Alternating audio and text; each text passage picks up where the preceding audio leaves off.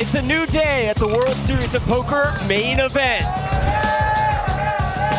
The fog has lifted. Good luck, you'll need it. The stars are aligning.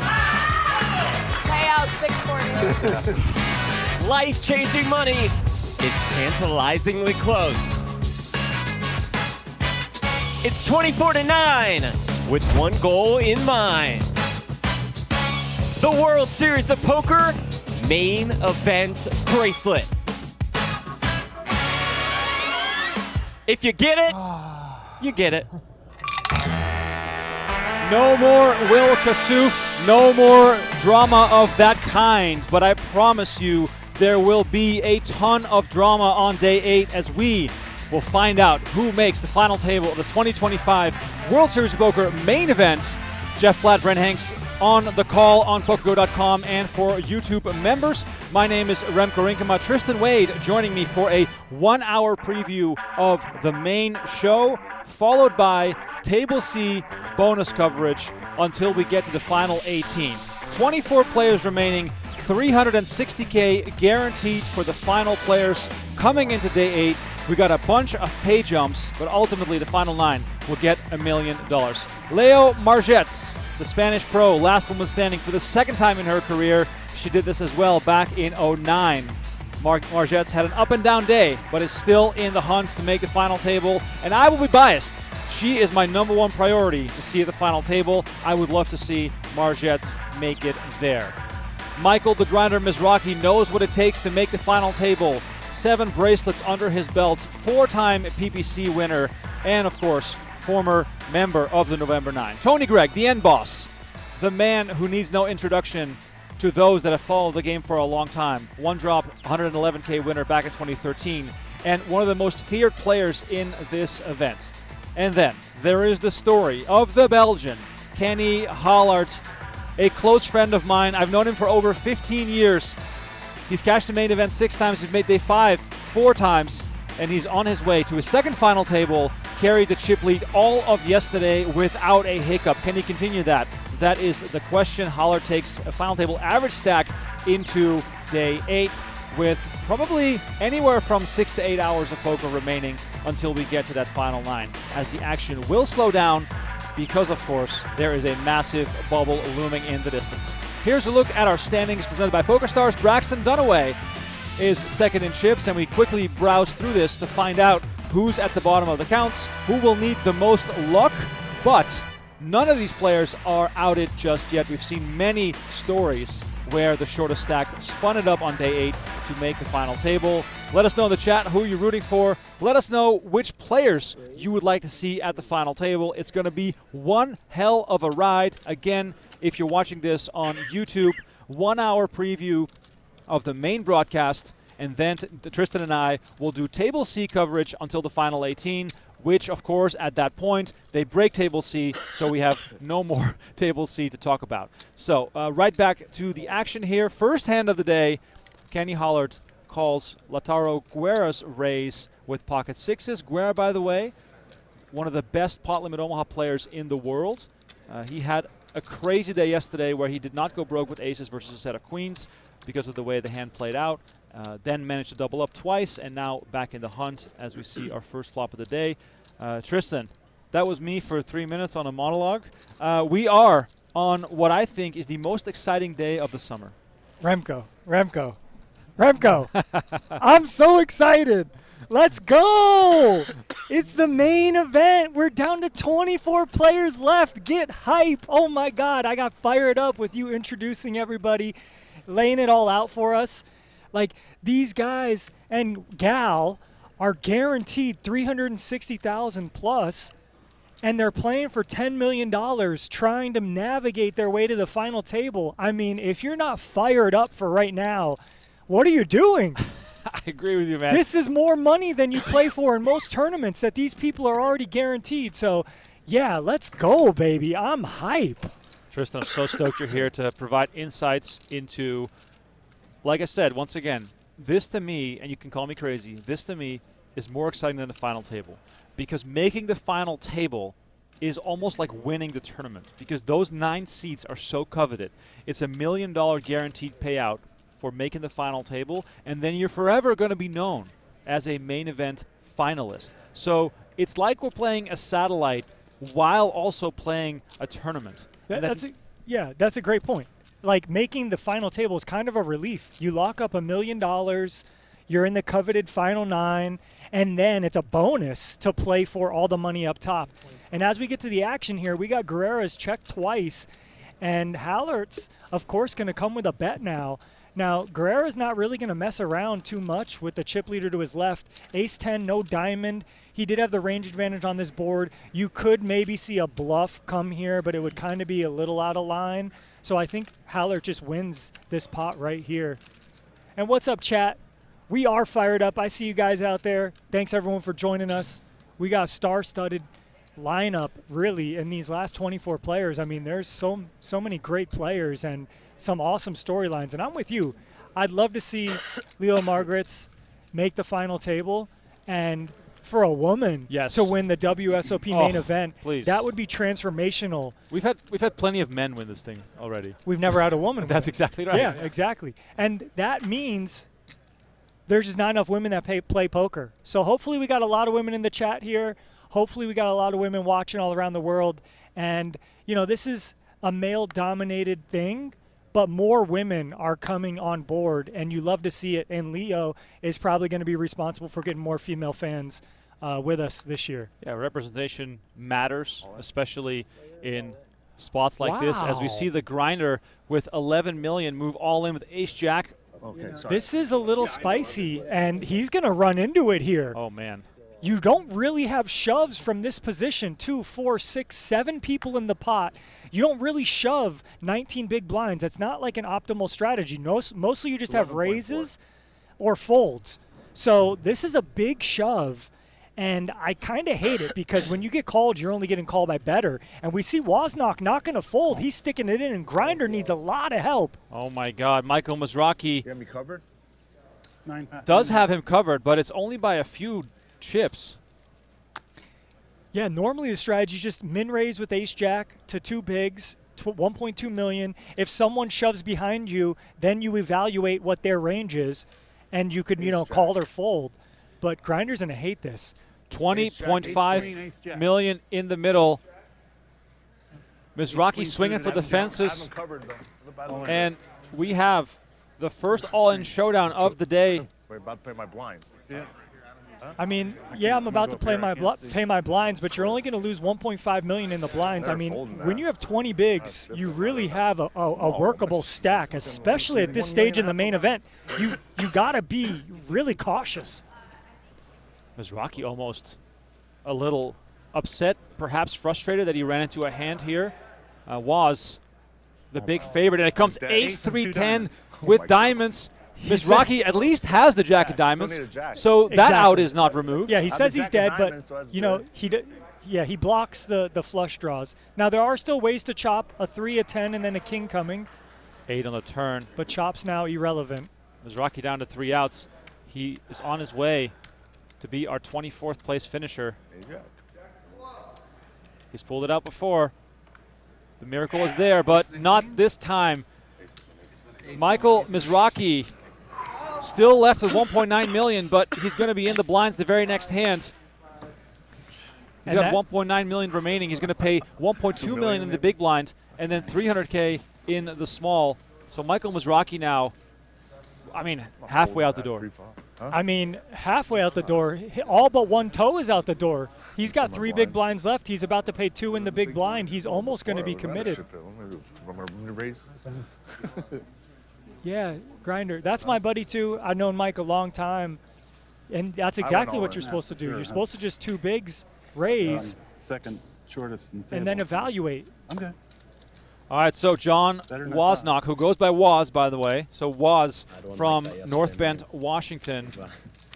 Married to Brandy, 4 kids. We'll shout them out. Kylie, Coleman, Jake, and Josie. Been player of poker since 1983. And now on the ride of a lifetime as he doubles up on one of the first hands of day 8 of the main event. Once again, welcome to the show, everyone. Please smash that like button. subscribe to our YouTube channel if you're enjoying our coverage. And Oh Mizrachi my finds God. ace-king suited in the big. So wait, he's under the he's gun. under the He's gun. under the gun. I'm so sorry. wait, this is actually unbelievable for him. He's going to get action probably from ace 10 here. It's only a 3 big blind shove. But what I mean about unbelievable for him, I thought he was going to be the big blind the next hand, so my correction here. But Welcome back.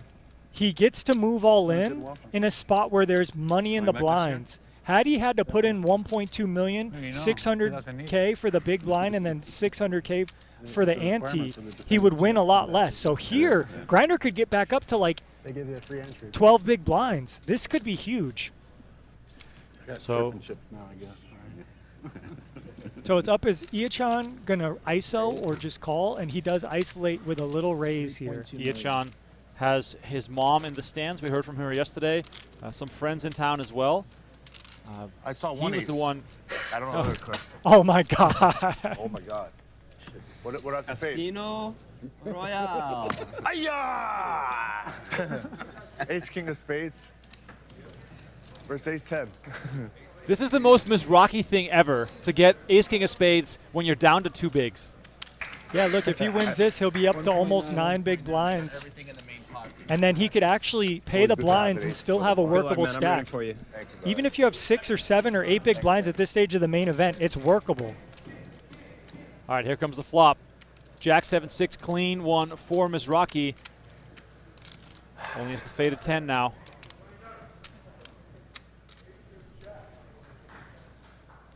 Queen on no the king. turn. No king. We'll take 2 a 10. kings remaining in the deck. A red king, or else Mizrachi will basically triple up. It's an ace on the river, and Michael Mizrachi is not done yet. And now he'll be in the All big skill. blind. All Yes. skill. Hey, but this is the butterfly effect in action right now, right? Like, he could have just raised to 2 bigs, folded, do the 16 big blind shove, then he maybe wins some money back there, but instead, Well, if you talk a butterfly effect, if he plays ace-jack differently, he doesn't get ace-king the next hand. possibly, See, right? there we You know, go. What a movie that was. 360K guaranteed for the final 24. We are on this stream as you're listening to me until we get down to 18 players. Then it'll be over to PokerGO.com or for the YouTube High Roller members. There's a link in the YouTube chat to the member feed. You click the join button, you select the High Roller plan, and you get in the mix. If you're catching us on YouTube and you're just enjoying the show, love that. Please make sure to like the video. Let's get this thing up to 1,000 likes. We got almost 20,000 people watching already. Let's go. It's a big day as we see Tony Gregg Big pick day. up the aces. And a big hand. Yes. 1.2. Black aces. Grinder, you don't need to get out of line here. You just call, of course. So, look, Grinder has to call here. He has to defend offsuit Broadway cards. And he could crack aces here, but not with this flop. It almost works in his favor that he doesn't pick up, some kind of gut shot or some kind of mediocre draw because of how strong Greg's hand is. Yep. He has no absolutely. pair outs. It's one of those situations where he's going to be up against And I'll say this. Craig, I was going to say, could check back here. He has aces with the ace of clubs. He might check back since Grinder's so short. Grinder's playing only about a pot-sized bet left.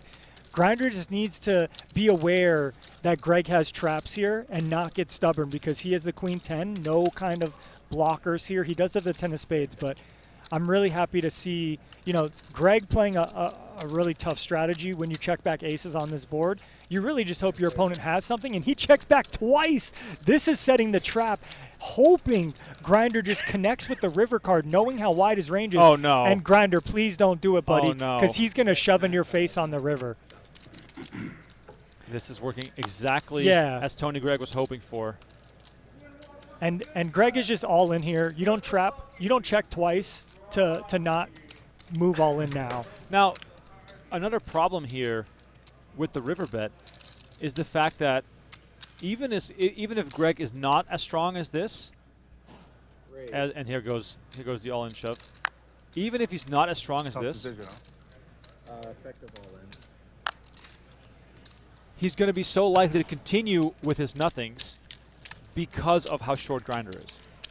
Yeah. Greg's strategy on that flop is probably just to move all in with a lot of overcards with a club and some ace-high stuff just to deny equity for grinder. Yeah. And when he checks twice, he's going to either have a trap or have like an ace-high hand or a king-high that can easily call a river bet. Here's a look at GTO Wizard. Beat the best and crush the rest. Save 10% right now on your first purchase by heading on over to gtowizard.com/PokerGo. Do so right now. You might get good in time for next year's main event. Panning over to table B here, headlined by Adam Hendricks, the Iceman from Alaska, Leo Margetts at the table as well. And Schwartzberg, by the way, finished 30th in the main last year. Wow. Back-to-back deep runs for him. Impressive. And we have lots of flair at this table. Ponce was very aggressive yesterday. Ran his deck up to over 25 million. Must have had a rough last level. Correa, the Brazilian, in the 9 seed on 31 million. And this is our first spot here for the player on the hijack, Schwartzberg. He only has 9 big blinds, and he moves all in with 2 6s. I like this. And he's going to walk into it here, unfortunately. Padron on the cutoff, not going anywhere. And he probably wants to play calls here with expectation to call Ponce's shove or Dombrowski's shove, and then maybe decide what to do against Freitas since they're both 50 big blinds effective. Joey Padron living in Alaska, so we got 2 Alaska boys here at table B. But he puts in 10 million, I think. So he's basically committing his stack against the button and the small blind, and it's going to be up to the big blind to wake up with something. And oh my God, do they wake up with something? Freitas finds ace-king. And this is where I don't love making a 3-bet. I think the 9 big blind shove was enough. You could have called and then decided what to do here. When you raise, now Freitas' range is kind of stronger. So when he jams here, he basically is going to have probably jacks plus an ace-king, where maybe he would fold 7s and 8s. And this is just gross. This is one of the grossest spots you could be put in. And I don't know if we can fold after committing 11 million now. I mean, it's the main event. I think we have to. Like, what is the worst hand Freitas is going to shove here? He might not even shove jacks. Yeah, I mean, look at the pot odds, though, Remco. I always talk about pot odds. You got to put 19 million in to win over 60 million. It's a tournament life, also. I understand, my friend. But when they roll over ace king and the all-in player has an ace or something here, like. But also, in this situation specifically, it being the main event, a little bit of sunk cost fallacy. True, very true. You can't run this a million times. You get to run it just once. Just because you quote-unquote made one mistake doesn't mean that you have to now follow through, right? We can eliminate. We move on from this first decision. Now we have a new decision. I understand that. That's one way of looking at it, right? That's a negative way of looking at it. The positive way is I put this in, I win this big flip. I'm the chip leader of the tournament. I have a better chance to win the 10 million. 100%. Very player dependent, very resume dependent, very much dependent on Padron's willingness here. But this is gross. Let's just say you called 5.4 million and then he shoves 50 bigs. Yeah. Then maybe he has some weaker stuff in there. When you make it 11 and he shoves, it seems a lot stronger. So yeah, you might have cost yourself 6 million here that you didn't need to lose, but maybe you got information, kind of what you're talking about. Like Freitas is not bluffing, but again, is there a lot of ace king and ace queen in that range? When we talk about combos, there's 6 ways to make a pair. So jacks, queens, kings, and aces, that's 4 pairs. That's 24 combos of pairs. There's 16 ways to make combos of overcards. 12 offsuit, 4 suited. Right? So there's 32 ways of ace king and ace queen if we're just thinking about that. If he ever shoves 2 9s here, then we're beating 9s. So when you think about the combos, there's 24 combos we lose to, 32 combos we flip against. That's just another way to break down the math. Absolutely, and obviously your assessment is 100% right. Just from my perspective, right? In any other tournament, I'm just calling. But in the main event, I think keeping 19 million has so much additional Of value course, of course. that there's a case to be made. And now there's 11 million of dead money in the pot here, in a way, which is crazy. Yeah, Freitas just won more than the all-in, so Freitas is going to profit here no matter what. And now if he wins this coin flip, he's going to knock out Schwartzberg in 24th place. I want to put a poll in the chat, so please vote accordingly.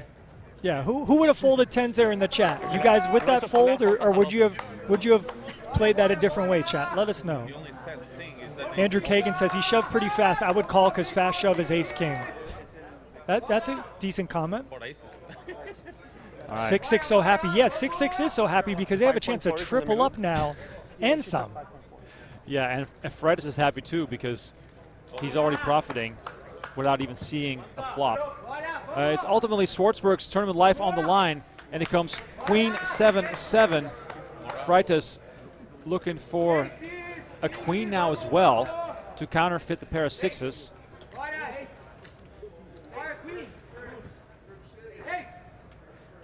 Three of clubs on the turn. Thomas Schwartzberg from Mexico City needs to fade one more card for a triple up. 80% to get a nice playable stack. And it's the 8 of diamonds on the river and a huge triple up for Schwartzberg, who, like I said, finished 30th in this event last year. He's already 9th on Mexico's all-time money list. This guy knows how to play, and now he's going to be a force in this tournament with 17 million. Butterfly effect. I say it once again. Yep. He's in the tournament. He triples up. He'd be out the door if 10s remained in that pot. But that's the power of big stack aggression. That's the power of 24 left in the main event. And that's the power of facing an all-in in a spot where, hey, it'd be quite the gamble. All right, we got some Viva Mexico in the chat. Vamos, let's go. Let us know in the chat who you're rooting for. Also, if you just want to gamble along with us a little bit, just a little fun bit of action, join us on playpokergo.com for the free roll. It's starting in 7 minutes. Sign up right now to playpokergo.com. The free roll, you can find it in the tournament tab. It's the 1 million gold free roll. So if you want to just play and watch at the same time, you can do so on playpokergo.com. Starting in a few minutes. Every hour on the half hour. Hey, that last hand is so fascinating. I know we got a lot of chat warriors giving all their opinions and how easy it is when you see the cards. Of course it's easier, but the idea is there is that we had a player on the hijack shoving 9 big blinds. We have 50 on the button. There's about 20 in the blinds aside from the big blind, or we had 50 on the cutoff. Button and small blind have 20. Big blind's really the only one you got to worry about there. So, you know, depending who you're playing against, ICM is obviously a consideration, but there's ICM, it doesn't matter as much. It matters to survive, but if you can accumulate and you think about future game, if you have chips, you are so much more likely to come top 3 or get closer to $10 million. So, you know, the pay jumps don't matter as much at this stage. I feel like setting yourself up to win this tournament is a key factor. And that hand is so interesting to me because there's 100 different ways you could play it out. But either way, we move forward. Last chance to vote in the poll. So check the poll in the YouTube chat. Tristan, this is exemplary of why poker is so beautiful. Almost 3,000 votes. This vote is 50-50 dead even. Of course it is. But like that's what makes poker so beautiful. Like here, let's just think about this. As this hand's going to play out, we got top pair and a straight draw versus second pair. Tony Gregg now locks it up. And this hand's probably done here on the turn. As we see, I doubt Gregg's going to check this turn. But let's analyze how this hand could have played out. 9 big blind all in. Right. Let's just say we call 9 big blinds on the cutoff. Yep. The button and the small blind fold. What does the big blind then do with ace king? Does he just go all in for 50 big blinds? If so, could we rule out aces and kings from just moving all in?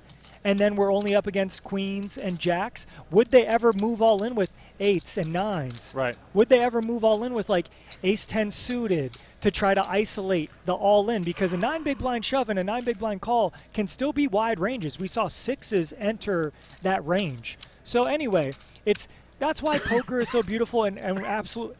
I was wrong, of course, here. Tony Gregg checks the turn, and he now splits the pot here. So surprising to me to see that check on the turn, but he was trapping. But anyway, my point is that poker is such a beautiful game because one little wave in the water can change everything, and that's exactly what we saw last hand.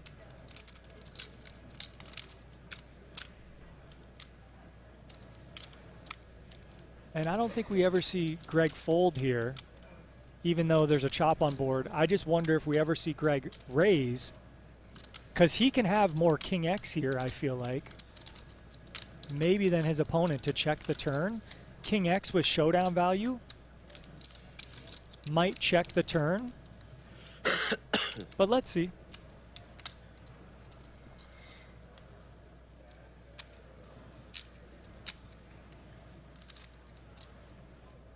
Now these spots are always really tough to maneuver because you know you're calling to chop.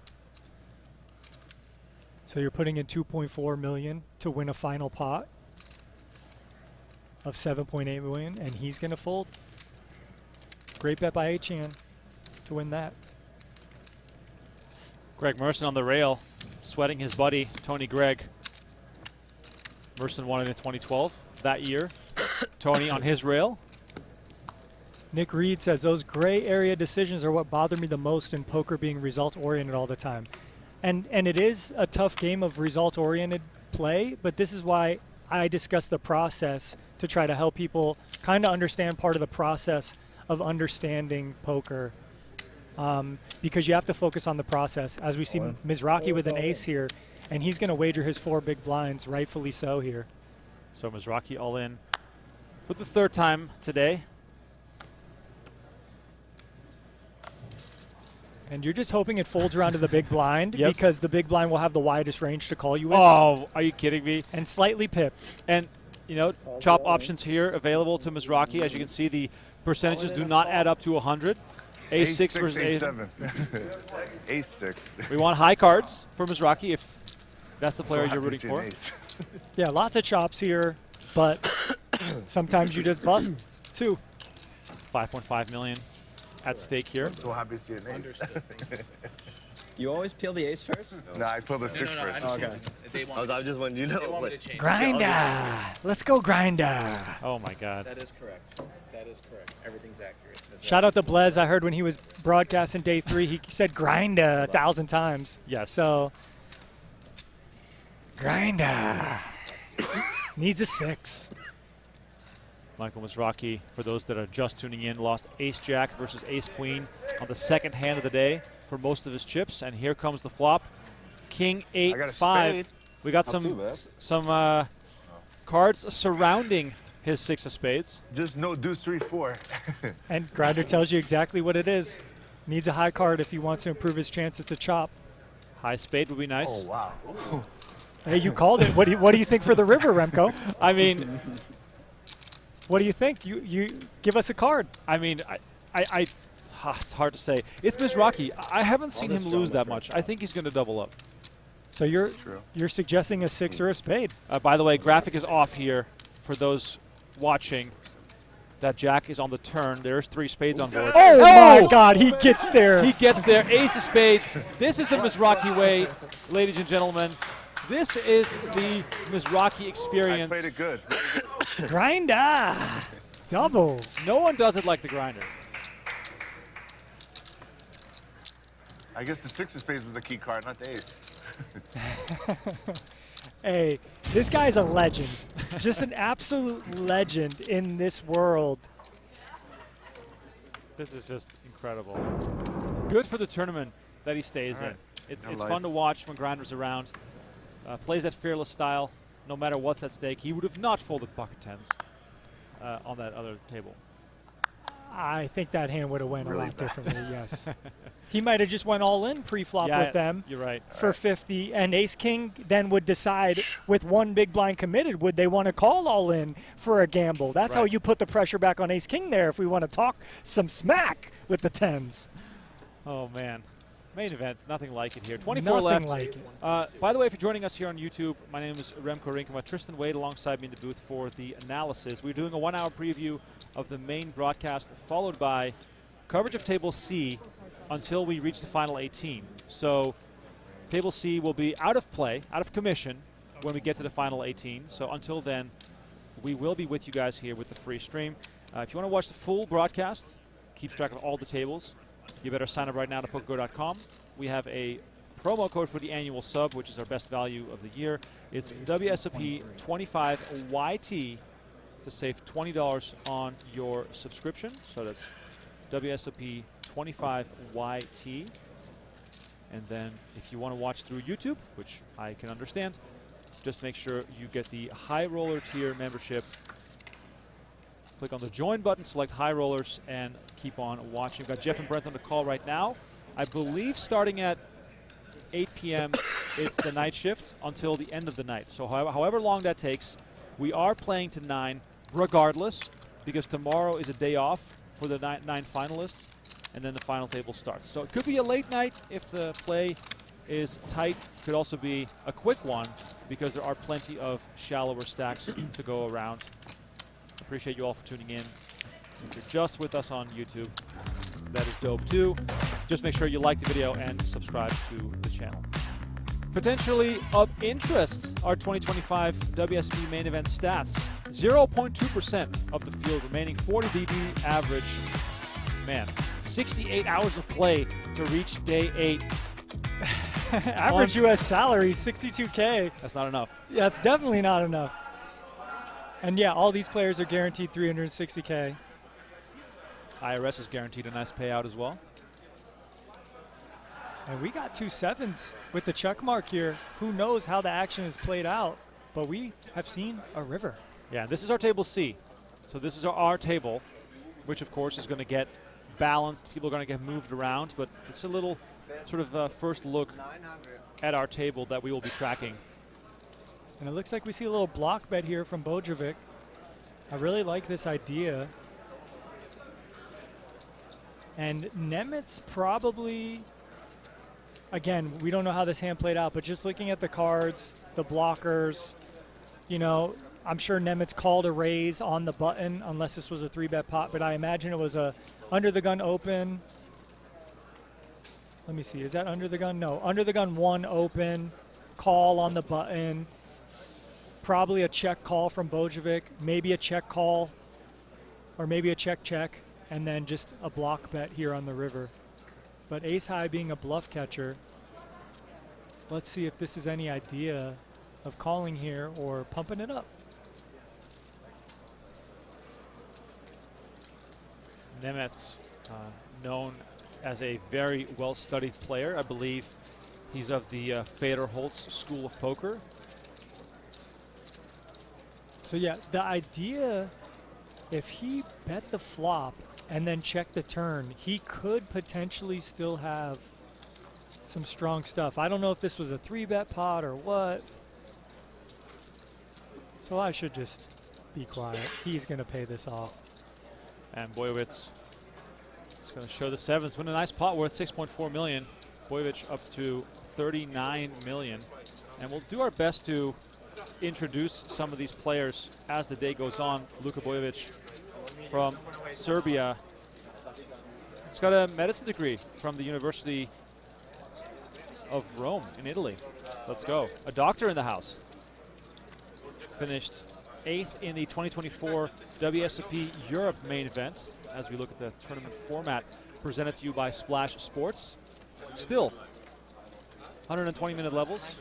5 levels per day is the idea, but of course that all goes out the window right now because we have to reach the final 9 no matter what. Chat, I want to know, chat. What do you guys think? Free Kasuf or ban Kasuf? I need to know. Free Kasuf or ban Kasuf? Because, you know, I feel like the viewership experience is probably a bit different than if you were there at the table. You know, guy taking 1+ minutes just to fold all the time and stuff. But anyway, free Kasuf or ban Kasuf? Let us know. The thing about Kasuf that I found the most fascinating yesterday in the sort of dying moments of his run is that he seemingly got more extreme. Oh my God! Yes. As the day went. Yes. Right. There was a certain element of entertainment all throughout this journey. But then at the very end, he was like getting real personal with players. And he was threatening players and stuff, Yeah. calling them names, seeing, it got pretty intense there. And I mean, everyone loves the show, right? We love the drama. When you can just disconnect and watch a train wreck happen, obviously we partake and we see the chat going crazy both ways. I think that's the beauty of poker and all its personalities is that you can view it in so many different ways. As we have a turn card out here on table C. It's funny. I was playing the 10K 6-max last night, and Martin Cabral sat behind my table like one table over. And I was thinking, wow, what a breath of fresh air to have Martin Cabral over a table over compared to all the crap I was hearing from Kasuf over the days. And even some of the European like high rollers that play a lot with Cabral, they were saying the difference between Cabral and Kasuf is that Cabral tries to be entertaining. He's not as mean. And if you don't engage with him and talk to him, he'll leave you alone. Right. So he's not as bad. Whereas what we see from Kasuf was just nonstop barrage of a diarrhea of words and insults and tanking. So, hearing some opinions from other players that have played with Cabral kind of opened me to the idea of him a little bit more, although some of those shenanigans are a little crazy. I got to give a shout out to Poker News. They put out the funniest video of Chad Holloway in a bit of creative video editing. I did see that, yes. Chad Holloway sitting in between Kasuf and Cabral at the poker table. Just go to Chad Holloway's Twitter page. It's absolutely hysterical. Anyway, that is now in the past. Let's focus on who will reach the final 9. I was just getting chat fired up. Yeah, it worked. Yeah, the scrolling didn't stop. Lots of love and hate in the chat for those kind of antics. Dane Edley says, ban, the way he disrespected the tournament staff, threatening players using foul language. I understand that. Yeah, there was some pretty harsh, these people do a great job to run these tournaments, try to keep it a fair playing field. And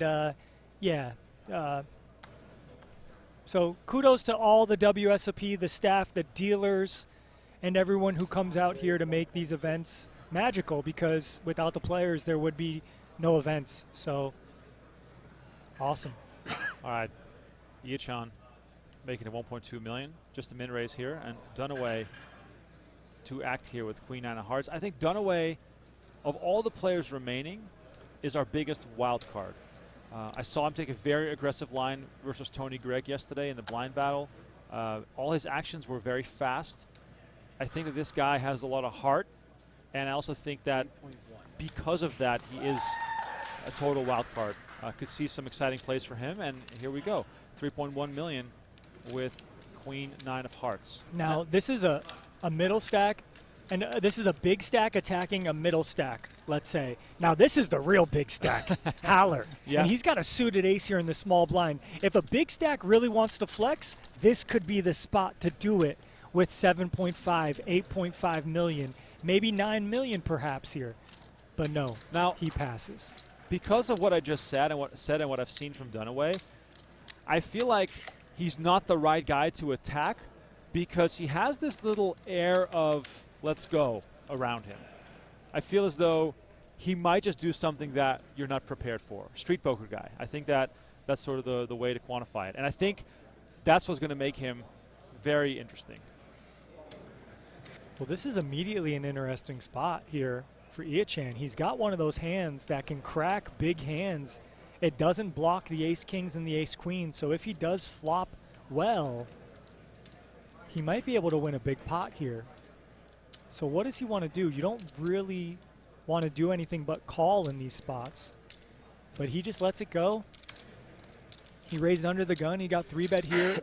That should be kind of a tighter 3-bet, but like to your point, Remco, we see the Queen 9 suited in that range, which is not chart approved.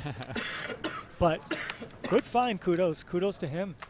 Yeah, this table, by the way, has so many quote-unquote big-name characters that this would actually make for a great final table already. We got Mizraki, we got Guerra, Hollert, and Tony Gregg at this table. It's going to be hard to pick favorites here. It's hard to pick 9 names out of the hat. And again, if you want to watch the full broadcast, also get your night shift action tonight. Subscribe to PokerGO.com. Get the annual sub, save 20 bucks. Use promo code WSOP25YT. If you get the PokerGO YouTube membership, select the high roller tier and start watching right now. That feed is also live. So many ways to tune in. We are going to be live here with you until the final 18. We'll switch over to table C once the first hour has been completed. Man, this rope from this hoodie seems like it was taken off a ship. That's a thick rope. 2.1.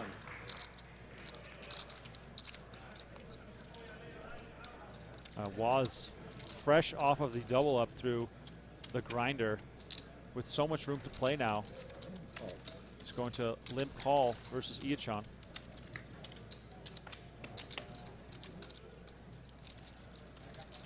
Jack 4-3. Iachan pairs his 4. Welcome sight if you're Iachan, and not a bad flop if you're Wozniak. You do have ace high, you do have a gut shot to the wheel. 2.4.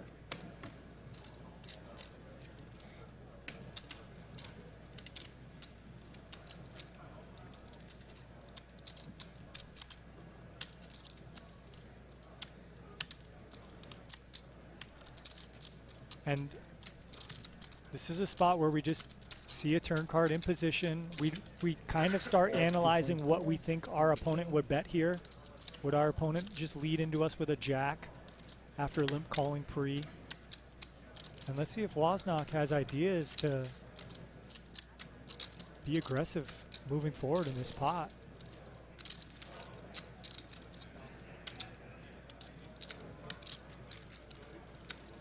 Surely we gotta be a little scared getting called here.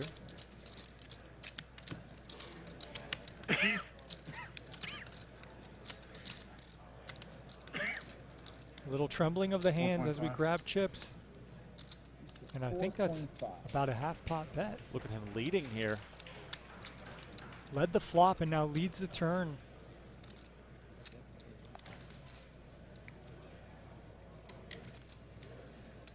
That's an interested observer there. That is Iachan's mom. How do you know?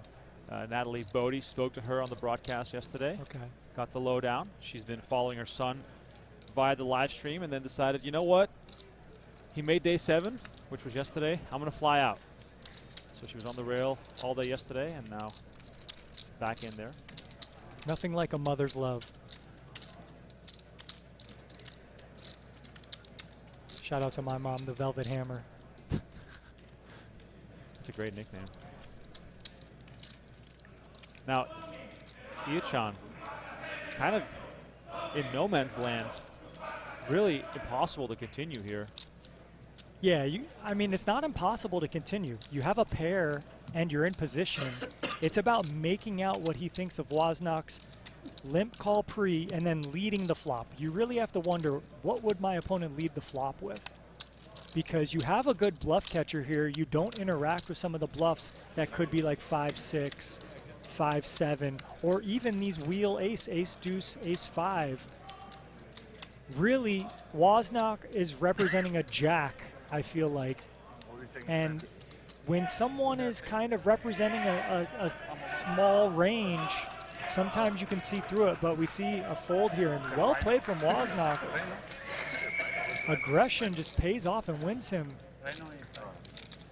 over 10 big blind pot there. All right, guys, next year, we'll see you guys soon. Good luck. Thank you. Thank you. Thank you.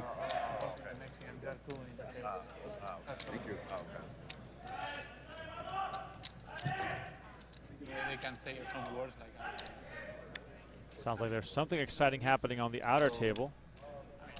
Waiting to go and check that out, but not before. We remind you that the big game on tour is now available every Saturday on the PokerStars YouTube channel. Jennifer Chili, Jason Kuhn in the mix. High stakes cash action. The big game on tour. Don't miss it. Check it out on the PokerStars YouTube channel. Yeah, lots of action happening at the outer tables. Yeah, we're staying with our main table here. We'll get you an update on the outer tables in just a bit. And Ms. Rocky here, all in with ace deuce. This is close. I think you know, 5.5. this is very close. Maybe we could even have seen a fold here in ICM, but you really just got to hope nobody wakes up with something here. And it looks like he's going to have the best of it, and he's going to pick up much needed chips up to 7 million, almost up to 12 big blinds. Now, I would say this is where Grinder can tighten his ranges a little bit and not get too rushed. I tried that.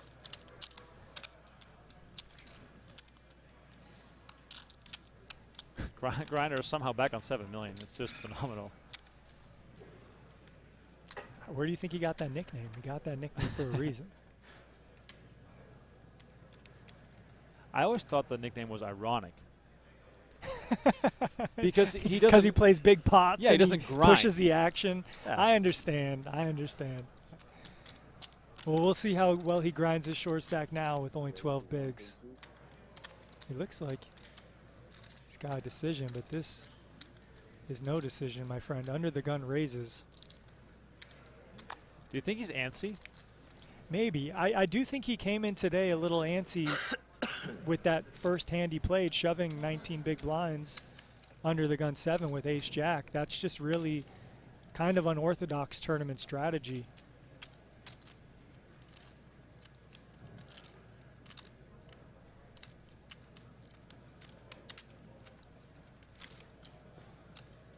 And Lee, one of those players I've not seen hardly anything from over the course of this final table.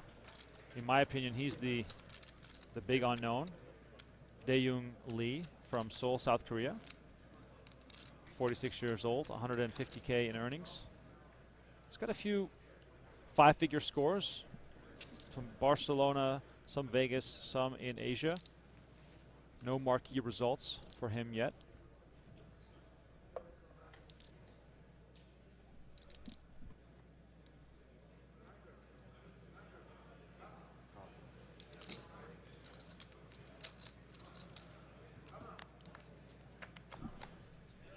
All right, so we do see Jack 10 suited play in position from an under the gun open. Big blind also comes along, and Jack 10 suited is going to flop the best of it.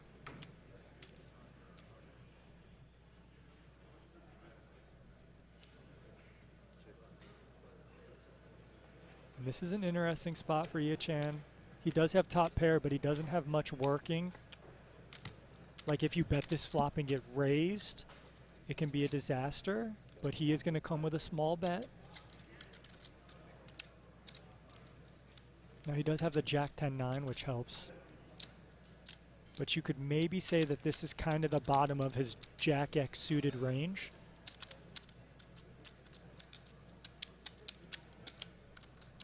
Right, maybe Jack 9 suited, Jack 10 suited. He's probably not playing Jack 8 suited. But 8s is going to call here. Keep him honest.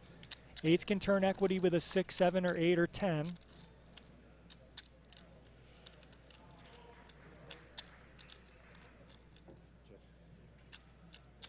Everyone, please like and subscribe to the PokerGo YouTube channel while we got you guys here. We got almost 40,000 people watching. We are filling arenas and stadiums with viewership, Remco.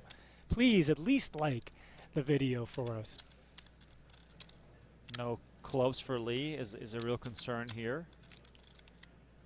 And Ye-Chan not really incentivized to keep on betting here either. Yeah, it's a little tough. But he is going to go for small value, it seems. How does Ye-Chan perceive Lee's range? Because Lee's the underdog raiser here. That's a tough one. It's a tough one. He might think that, you know, maybe he's getting check called by overcards with a club, and if maybe he gets check raised or the initial razor pre-flop would bet that flop with overpairs or what have you. So it looks like he was just going for 2 small value bets and then maybe just shut it down there. But good pickup. A little reminder here, we're playing for $10 million. Final table players guaranteed $1 million.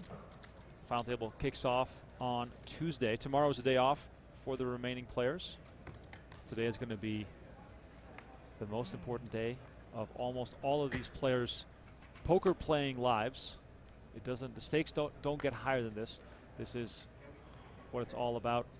We are covering the main feed for the first hour, so 10 more minutes, and then we'll give you the coverage of table C until we get down to the final 18. So we're going to have quite a few hours of coverage here, as we are almost an hour in and have not lost a player yet.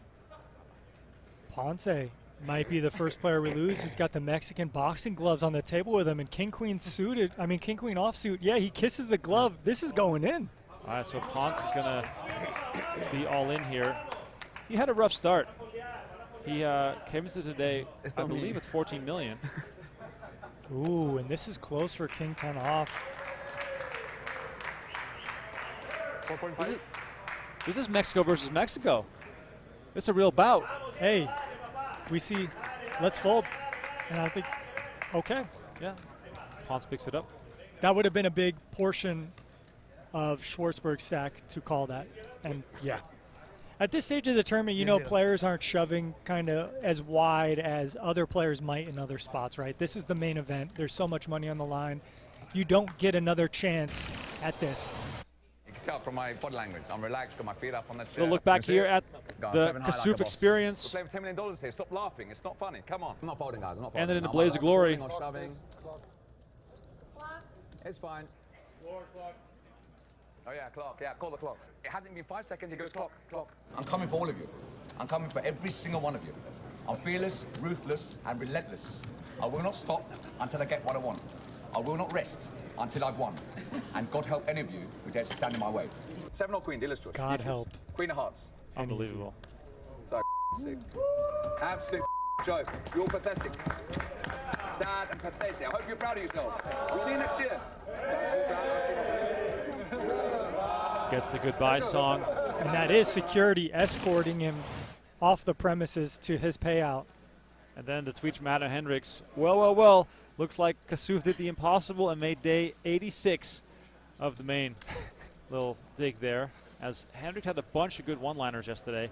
As Kasuf emphatically said that he was going over to Venetian to play the World Poker Tour.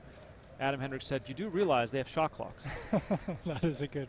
Hendricks, a very sharp cat, as we see him 3-bet Patron here, both with diamonds, and Patron's going to peel, try to connect this flop. We have an Alaskan fight. So we have under the gun open and a cutoff 3-bet. Wow, that first card, just magical. The Jack of Diamonds with these two hands that are involved, an ace and a 9 behind it. Hendricks pairs his ace.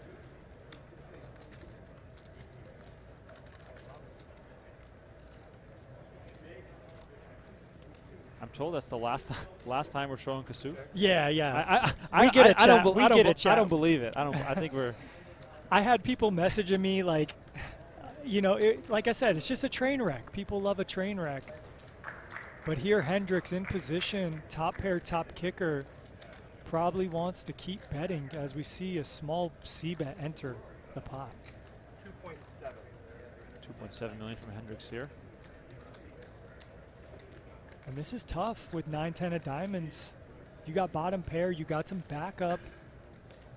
But on this kind of board texture, you could just be almost drawing dead. And you have to play out of position to someone who's got twice as many chips as you.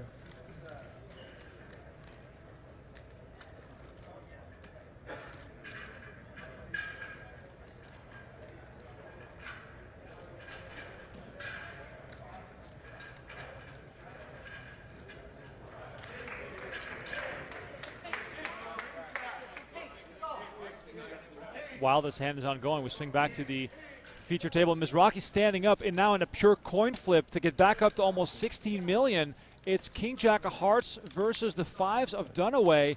This is a very, very important hand. I don't know if it was King Jack offsuit. Offsuit. But yeah, it's okay. Two suits. It helps a little to be suited here. But yeah, Grinder shoving over a cutoff open from Dunaway and puts it in with the King Jack offsuit. Let's see the flop here. 9, 7, 4, 2 diamonds. Mizrachi looking for a king or a jack, and you can see on the screen that two kings have been folded. 9 and diamonds also. Not a very prosperous flop for backdoor help. A diamond, however, would make this more interesting. Diamond, oh my God. Oh my God. If Grinder wins this pot, he's right back in it. And up to 25 bigs. Mizrachi 14 outs. 5 of diamonds. Is he going to go with the 4-card flush again here for his tournament life? Michael Mizrachi. Yes! Oh my God, he does it again! He does it again! Oh my God. This is not real. This is not the guy you want still in the tournament collecting chips, because if he gets a big stack, beware. Oh my God. Back-to-back double-ups in the same exact way, going runner-runner for the 4-card flush, and Mizrachi survives. What a tumultuous first hour. He's been all in 5 times. Hey, this is a roller coaster of emotions, and he's going through it. Oh my God. There's a long day ahead of you, though. Merson is laughing. He's like, no way. No way. We see Eric Mizrachi, his fan club on the rail. Long day of poker ahead.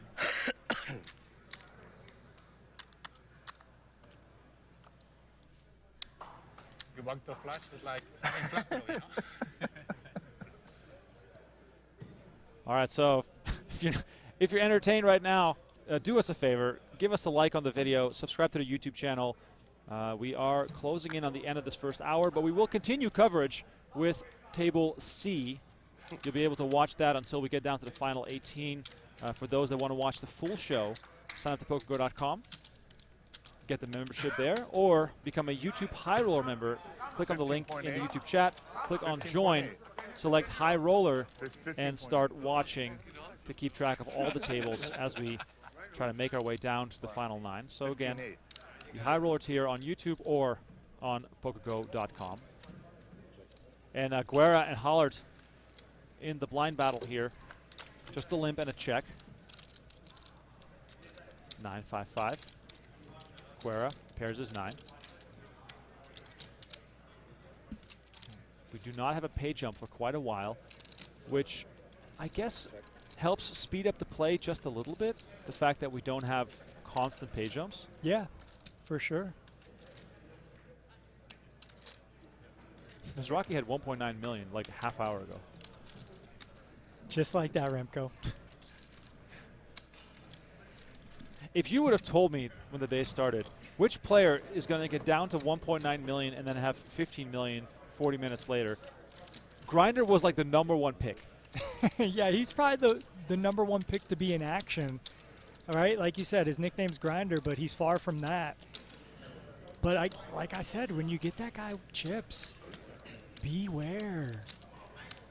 He's not scared. It's a different dynamic when he's in pots. It's a different dynamic when he's the chip leader. His sense, his card sense, his sense of people is just unworldly. And hitting runner flush. I mean, yeah. Now, obviously, everyone who's gotten here has gotten very lucky at different parts of the tournament.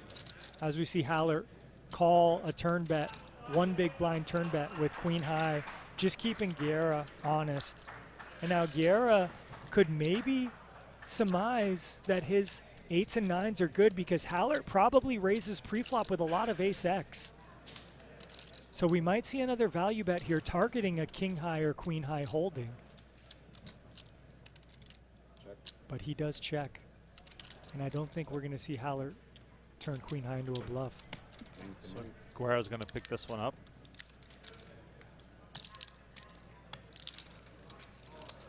Runner flushed you twice. You did. A little needle there. Just gonna get lucky. It's still funny because Dunaway has 38 million left. If Dunaway had like 6 million left right now, it would have been a whole lot more painful.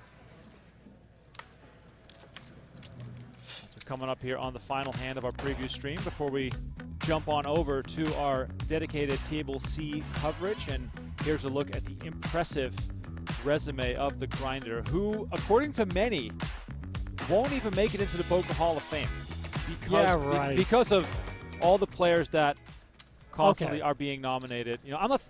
He belongs to the Poker Hall of Fame. Don't get me wrong, but just because of the way it's set up. Oh my baby. God! Oh! Aces and kings here on the final hand of our 1 hour. This is insane.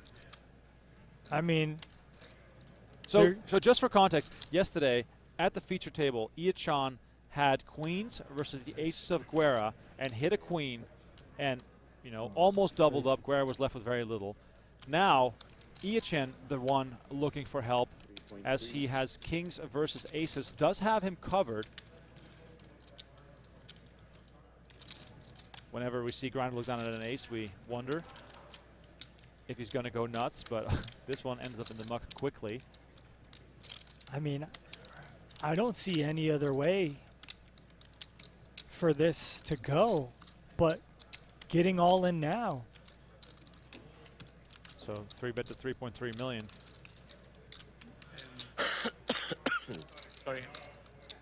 Can you call cocktails, please? Yeah. Sizing-wise, do we sometimes small bet 4? Or yeah, small 4-bet sometimes? Yeah, it's concerning. You're under the gun. You're getting 3-bet by the hijack. So it's a little concerning, but the hijack has 30-plus bigs, like right around 30 bigs. So you're just happy to get this all in. You're trying to get all in against jacks and queens and ace-king. So yeah, we're probably just going to see a small 4-bet to 7 million or something like that. And it's a puke spot when you get jammed on. Maybe we see some calling here. Who knows? Let's see what Ia-chan has in store. I think mostly you just want to get more money in with kings. He moves all in with kings. And Lee scratching his head before making the just call. Knowing he's at risk. He just felt his stomach drop like, this is it. I'm going to be all in right now. Obviously with aces, he's going to be stoked, but this is the cooler of all coolers. Aces versus kings. Aces versus kings. Day 8 of the main. He doesn't know what to do with himself. Lee is going back and forth as Ia-chan walks over to his mom on the rail. 41 million in the middle. Ia-chan does have his opponent covered. Grinder announcing he folds an ace. You got to like that a little bit better if you're Ia-chan. Massive pot. Here comes the flop. 7, deuce, 4 with spades. No spades in this hand. Ia-chan looking for a king and a king only. Spade no good. King of spades.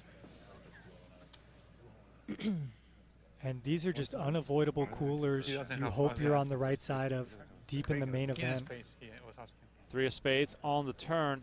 Doesn't do anything. Ia-chan still looking for a king. Lee about to have 41 million chips unless we see a miracle river card. Does he know that he doesn't have? No way, like if these hands happen this deep, like that should river card. The 8 of spades, and Lee with a monster double up, finding aces at the right time as Ia-chan is left with just 9.3 million. Insanity to find aces at that time in the main event. 50. Yeah, it would have 50. And that'll conclude our main feed coverage, and we'll switch on over to Table C to cover the rest of that table down to the final 18. And here we are, still live with you at the right time. Also, Parati 4-betting to 8 million with King Deuce suited. Oh, baby. I mean, this is crazy. And with aces in position, you play a lot of calls here, honestly, because you have the stone nizzles. You got the nuts. You get to play in position in case your opponent is doing something goofy like that. But I think we just see an all-in, and we're going to shut that down. Yeah, Pisarenko doesn't want to mess around here. Yeah, I guess there's a lot of just avoidance and denying these spots of letting even someone realize any equity. But I think in any other universe, that's just a call, and you get to play a really low SPR. In any other tournament, maybe, you know, you do something different there. I think Pisarenko is going to be just fine picking up 8 million without ever seeing the flop. I hear that, Remco, but 8 million's what? 14 big blinds, 13 big blinds. Like, for when you have aces, you don't have a lot of opportunities when someone's 4-betting you and you get to play in position. And maybe no, what I'm saying is he was up against King Deuce. I know. So the King Deuce is not ever supposed to 4-bet there. I get it, but that's my point of why you want to trap with aces. Sure, yeah. Because if they have jacks, queens, kings, you're hoping you get the money in pre. But when they just have some nonsense, if he flops a king there, maybe he goes broke and you win another 24 million or 25 million. I meant it from the perspective of he obviously thought that Parati's range was extremely narrow, but instead he gets 8 million out of King Deuce. I get that. But yeah, I agree with you. Obviously, if you can see the cards, you're supposed to give him a chance to improve here. Right, but the idea is even if he has kings or queens and you call and the flop's just 10 high or whatever, you're stacking those hands anyway. So if you can keep the bluffs in there, like the ace-5 suiteds or whatever, then yeah, that's the idea behind it. All right, once again, welcome to our Table C bonus coverage. You can see it on your screen. This is free bonus coverage. The main feed covers all 3 remaining tables. We're just here to give you Table C until we get down to 18. And you know, I think you guys are getting really lucky. You're getting a lot of poker here because there's 24 left. We're going to go down to the final 18, at which point this table will no longer be used. If you want to watch the full broadcast and perhaps use this as your second screen experience, get the High Roller membership tier on YouTube or subscribe to PokerGo.com. Get in the mix, watch all of day 8, and of course also the final table. And beyond that, we have new episodes of High Stakes Poker, No Gamble, No Future, and lots of new tournament action coming up in the fall as well. So here we go. Pisarenko makes it 1.2, and Bojovic in the big blind contemplating here. These hands, tough to play out of position, so sometimes you like to use them as 3-bet bluffs, and that seems like what we're seeing now. Look at those beautiful, what is it, salmon chips? I'd say orange, creamsicle. Creamsicle. You like that one? Creamsicle, let's go. That's a great one. Patent pending. Trademark pending. And look at the sizing. Notice the sizing here. Both players are very deep. When you 3-bet from the big blind, you're going to go with a bigger size because it's one of those positions where you're not going to have as many bluffs, more or less. Your range is condensed since you're calling pre-flop so often. So we just see a bigger size utilized.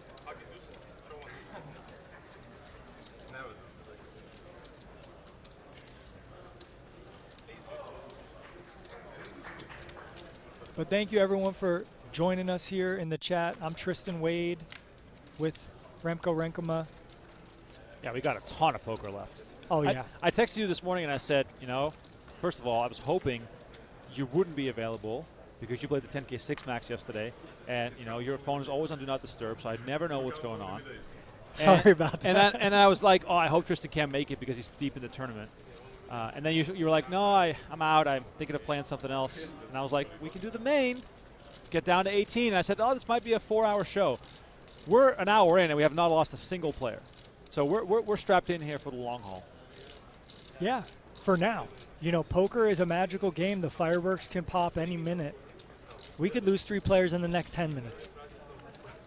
You never know. Nemets, according to many sources that I've spoken to, one of the best players and most well-studied remaining in the tournament. I've spoken to a few people that are helping out some others with some, information from the streams, and Nemets is one of the players they fear the most. He's tough, and look at this. This is going to be a tough spot. Mingini, pocket queens on the button. Mingini to me has that Aussie surfer vibe. Totally. But he is a former pro snowboarder, so that is along the same lines. He's got the two ladies here on the button. Coming in with a 3-bet. And this is going to be a very tough spot for Nemets because he has one of those hands that likes to just move all in, as we see a 10 hit the muck from the small blind. Now, Mangini's stack is around 25 big blinds. It's closer to 20, I think. It's around 25. So this is usually just an all-in under any other circumstances. 6-handed open. You open the low jack, the button 3-bets. Now, if he can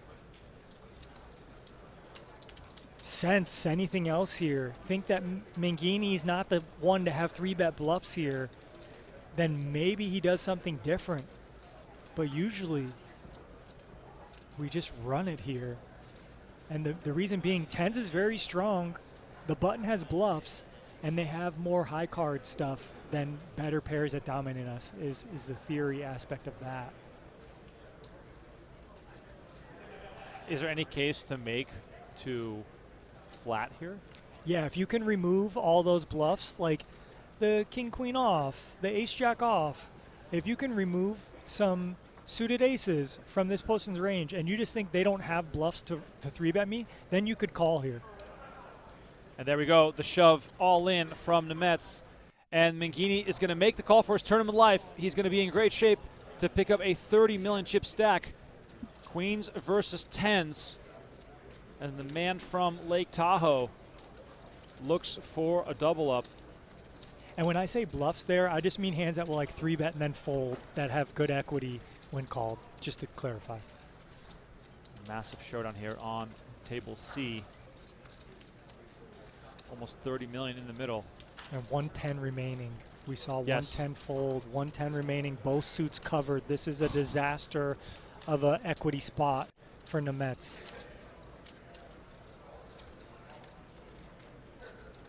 As I've mentioned before, no pay jumps to be concerned with.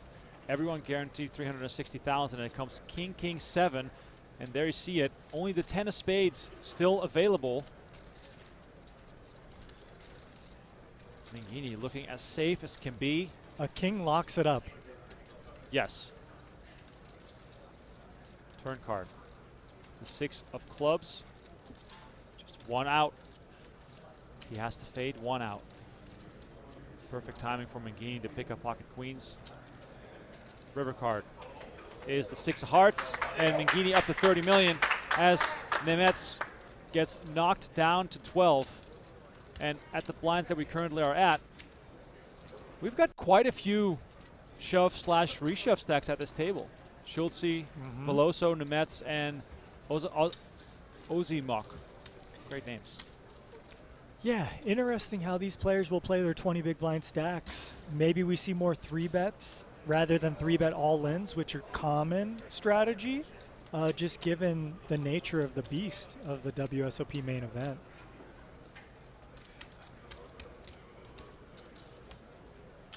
Got some love for you in the chat from John B, saying Remco was first team commentator. Do you remember that when I did the poll of should you go all in with pocket 10s? Yeah. So as far as commentary goes, if you say, do you like this commentator? 50-50, always. So thank you guys for the love. I absolutely could not be more honored to be in this seat. If you had told 18-year-old me, who just started playing poker, that I would ever have a chance to voice a show like this, I would have never believed you. And this is one of my chances to live the dream. I'm right there with you. When you've messaged me over the last week or so to come cover this event, you know, as much as I'm trying to win big tournaments, accolades, trophies, this is comparable. To be able to cover the WSOP main event, it's unreal. It's such a magical tournament. Yeah, and if anyone's watching, works for NBC or Flow Sports, let me know. I'd love to do commentary on the Tour de France. And here we have a confrontation. Veloso raising with king queen suited, and Nemets now right after picking up 10s, the last hand picks up jacks. And with 20 bigs, you usually just see piles all in. I'm honest. Like, but will there be a differing of strategy of 3-bets? And we do see a 3-bet here to 3 million.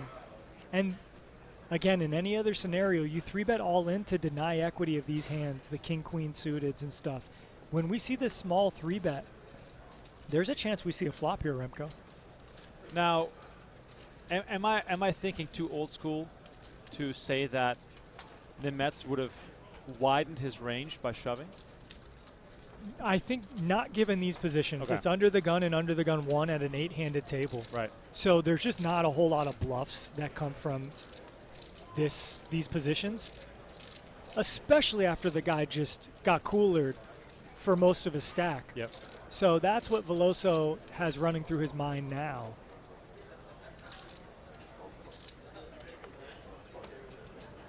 And Veloso, in a sense, is he on a pure steal? I don't think so. That hand's really good.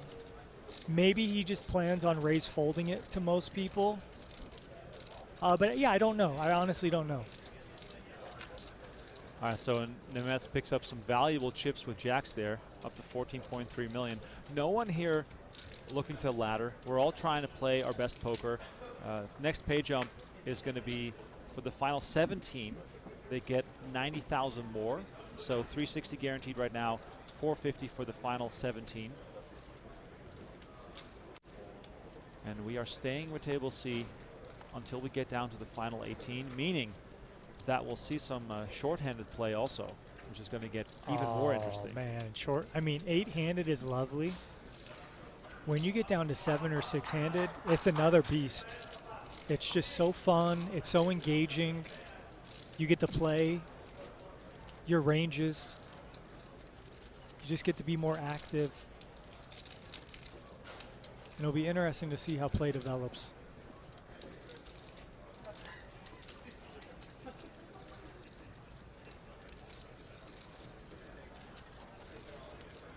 Parati here in the small blind. So this is another thing. You normally would just see an offsuit ace jam for sub 20 bigs in this spot. And I think that would be the best play if you're Parati, just to move all in and make Veloso pick up a hand. Now instead we're letting Veloso play in position with some kind of holding that's going to retain some equity or realize some equity. And here, 10-6 offsuit has flopped the flush draw. And money's going into the middle. So Parati kind of doing himself a disservice by letting Veloso see a flop here.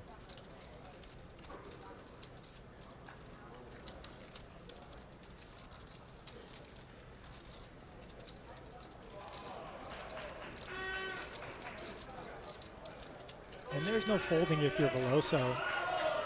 You get to play in position. It's only a 1 big blind bet. You're drawing to the 10 of diamonds. Pretty high flush here. And if your opponent just has nothing, they usually stab and then give up, so you have future opportunity to bluff since you're playing in position. Now, Parati, the one who just 4-bet to 8 million with King Deuce suited, he came into the final, into day 8 with 50 million chips. Parati has already lost 25 million here in the early goings. So some frustration could be creeping in. It is possible that he's going to try and force the issue a little bit. Yeah, look, maybe his idea is, look, I'm just going to limp pre-flop, see some flops, and just start betting flops. But it's really hard to continue barreling these kind of flops when you have ace-8, no diamond. And this is what I was saying for Veloso's advantage. Maybe now you just want to turn this hand into a bluff because you can get Parati to fold out a hand like he has. As we see 2 big blinds, I think, enter the pot of 1.2 million. So great find here for Veloso. And ace high, going to keep him honest. This is a little gangster. This is gangster. But will ace high get to see a showdown? That's the thing. And look at this. The flush comes in. And again, this is why you don't want to play post flop in these spots, because they're so hard to navigate blind versus blind. And Veloso now with the second nuts, only losing to the king of diamonds. Clearly, he has a value bet here. It's just how much.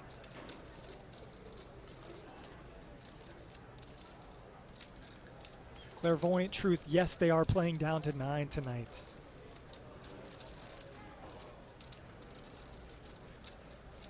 Oh my God is right, Hunkler Bear. And we do see the chips for the value bet incoming.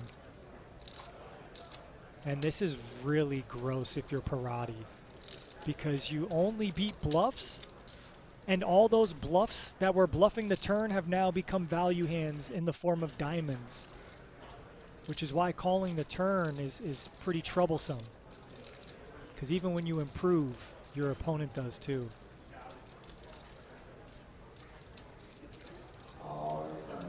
So a bet of 3.2 million here.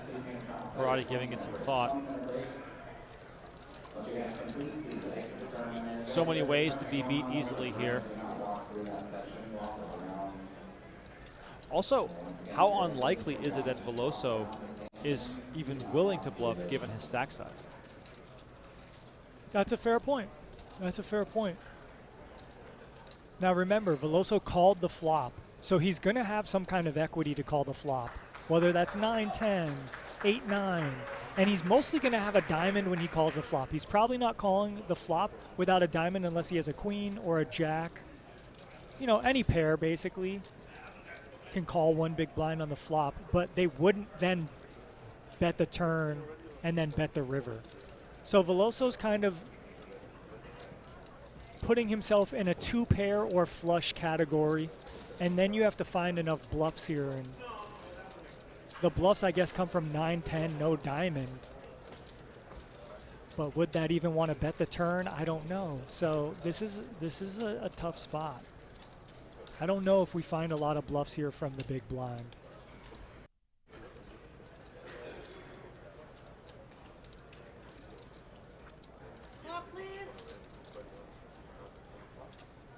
And it does look like the clock has been called. And has Veloso's glasses fogged up? It looks like maybe he knows he's got the heat here, so his glasses fogged up a bit. And he gets paid off. Wow. Now, Tristan, correct me if I'm wrong, but there could be some frustration in this call here. He's lost 25 million already today. He had to fail 4-bet bluff 3 hands ago. Now he's calling this down. Are we seeing a bit of a collapse here from Parati? Maybe. Granted, you could say he only lost 7-8 big blinds there. But in reality, it's like a 10 to 12 big blind shift, because he could have just jammed pre-flop and won 3 bigs. But instead, he lost about 8 bigs. So yeah, there could be some frustration there.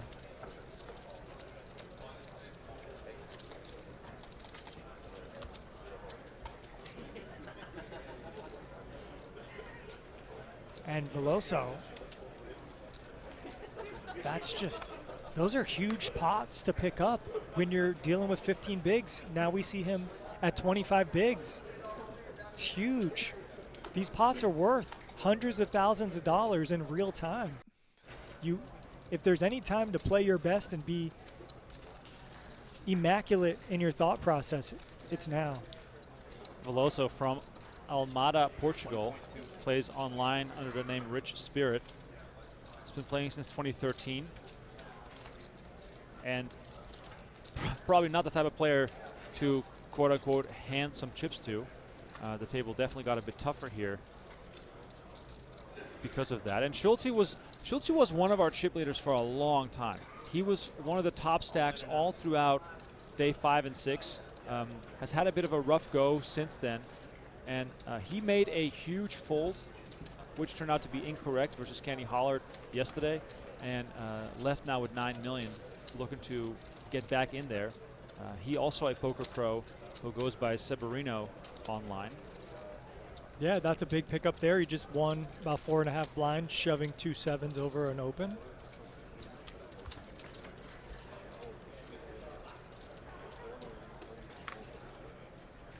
Once again, if you want to watch full coverage, you can see on the screen here, this is bonus coverage. We are just covering Table C. We have full coverage available on PokerGO.com with Jeff and Brent, and then later on, with Nick and Ali. And you can also get that coverage through your YouTube High Roller membership. You can click the link that's pinned in the YouTube chat. Click the join button, select High Rollers, and get watching on the main feed. You can use this one as your second stream experience, if you will. We're happy to provide you this coverage. We will be here live for free on YouTube until the final 18. So, you know, I'm kind of hoping that they have to balance players, and we might get Kenny Hart here, or we might get Leo Margets, because it would be fun for the dynamic to have a fresh face here. But for now, we're almost 90 minutes into day 8, and we have not lost a single player.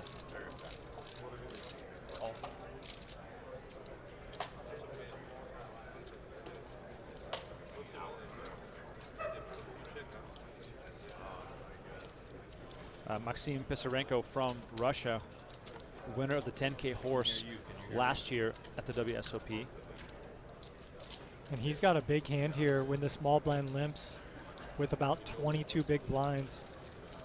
We could see him just move all in.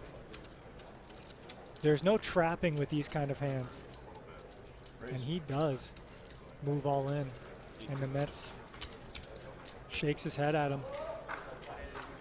He shows him an ace.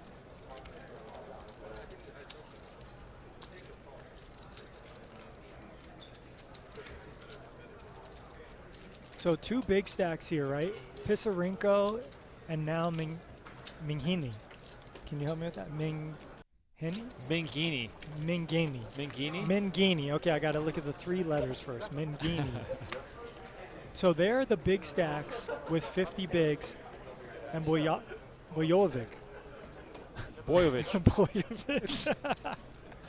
Just having you here to pronounce the names is great. I mean, I'm not saying I'm doing it right, but I'm just saying it with confidence to make it seem as though I know what I'm doing. Like I said, you're my European translator. But when you look at the rest of the table, Schultze on 15 bigs, Nemets on 20, Ozamak on 20. Strategies differ for these surrounding players with larger stacks. And the Mets with a big hand on the button, ace-10 suited.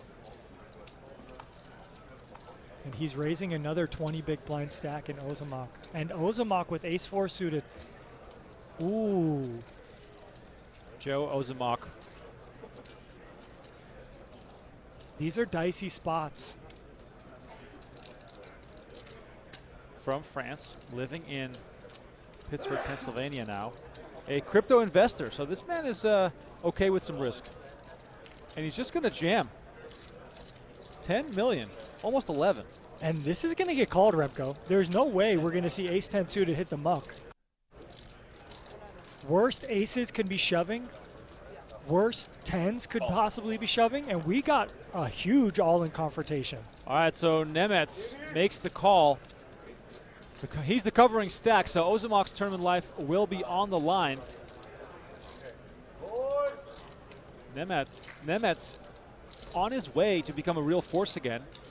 As I mentioned, one of the more feared players left in the tournament, so no one else is going to enjoy watching him drag a big pot. Oh, final warning for the free roll. We're starting in 1 minute. Oh my God. Wow. The 4 comes out. And Ozamak is on his way to double up as Nemets is in search for a 10. Turn is the 8 of clubs. A 10 and a 10 only will send Ozamak to the rail right now. What a turn of events here all of a sudden. River card is the 7 of clubs, and Nemets is going to be left with 1.6 million. And he is all but out of here, but we've seen the Mizrachi come back. The question now is, can Nemets do the same thing?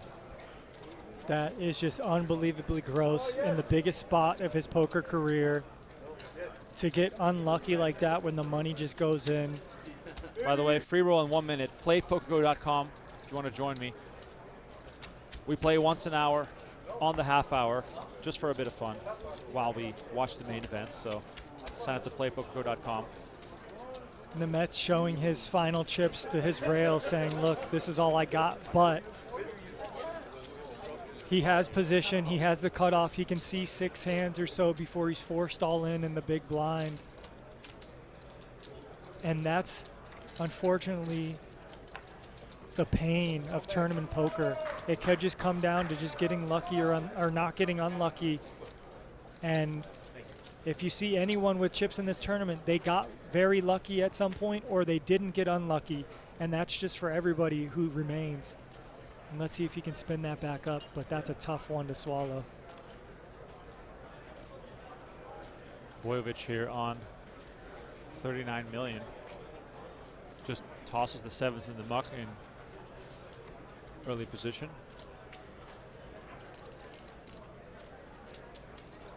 That hand, Jackie just asked, how much is that hand worth? That hand was probably worth, I'd say, around 600 to 700,000.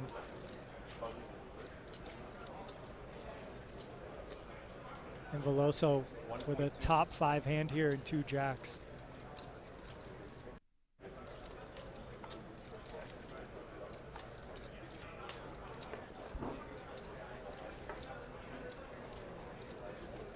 And this, again, Pisarenko. Ace queen off. Usually want to get money in here pre-flop, and this could be another all-in confrontation. We're watching live poker, but it almost feels like a highlight reel with the amount of action we're seeing here. And this is sick. I mean, if you have some bluffs, they kind of come from around this hand class, but we do see it hit the muck. I think that's good after you just doubled. How much do you really want to pressure luck? But Veloso's not doing anything but all in here. There's no folding, there's no calling. You're up against a big stack who's 3-betting the button. And for these reasons, Pisarenko's going to have a very tough spot. Notice he's not even looking at his opponent. I would kind of be studying my opponent here, but Pisarenko's just fiddling with his stack and looking down at the moment.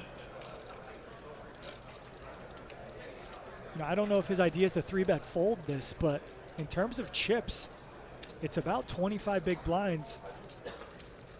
Hijack versus button. This never gets folded in a real-world environment. And it looks like Veloso's going to 4-bet to try to make this look stronger, potentially. Where normally it would just be a 4-bet all-in, I think. Let's see what he does.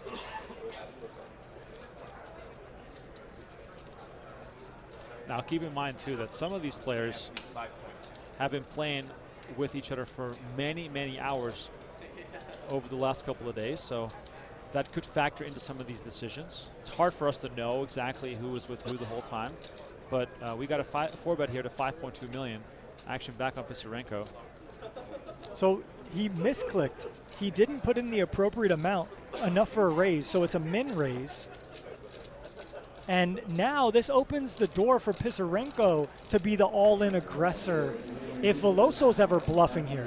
It's like a mind game at this point. Oh, I think you're just 3-betting the button, so I'm going to click it back on you.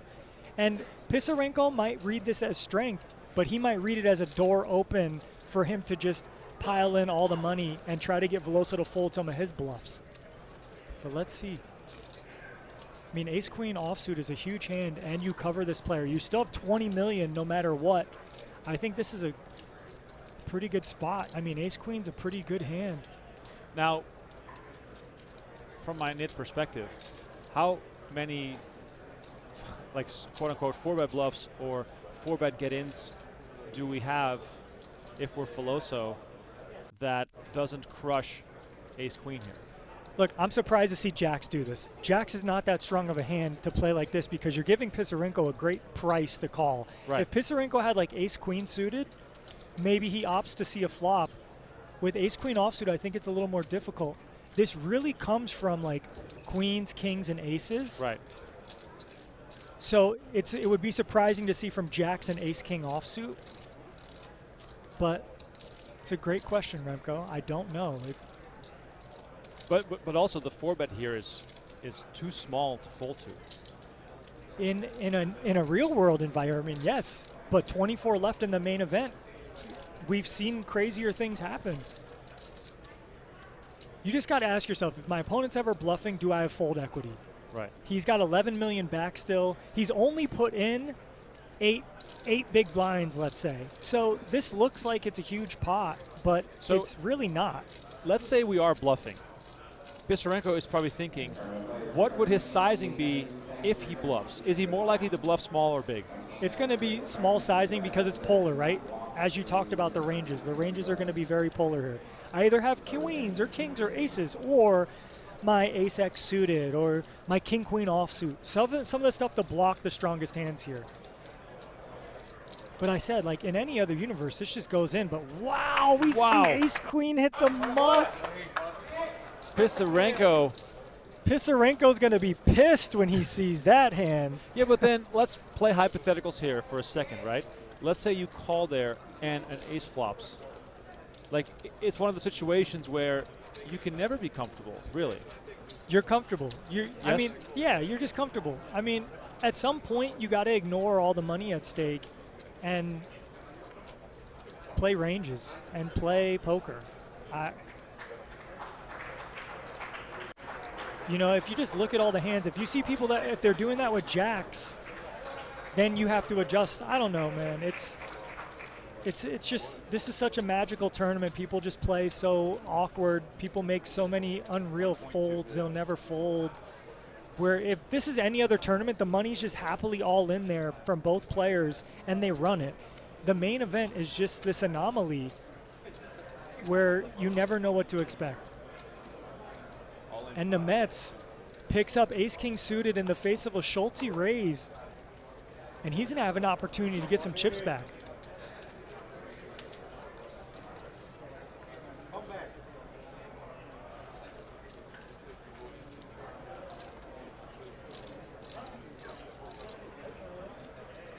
Cole says ICM so high right now.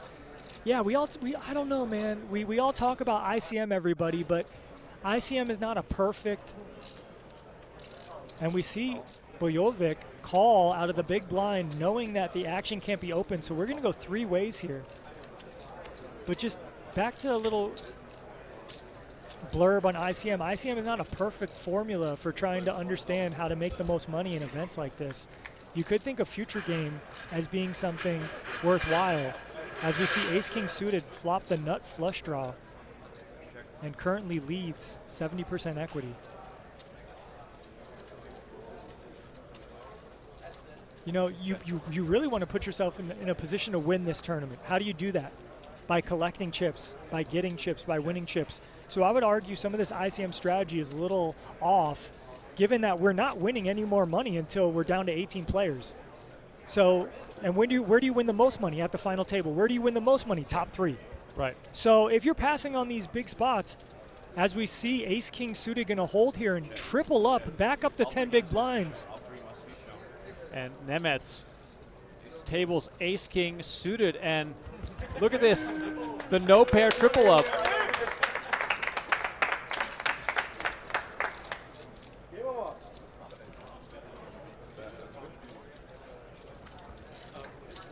Once again, welcome to the show. It's our free YouTube feed of Table C.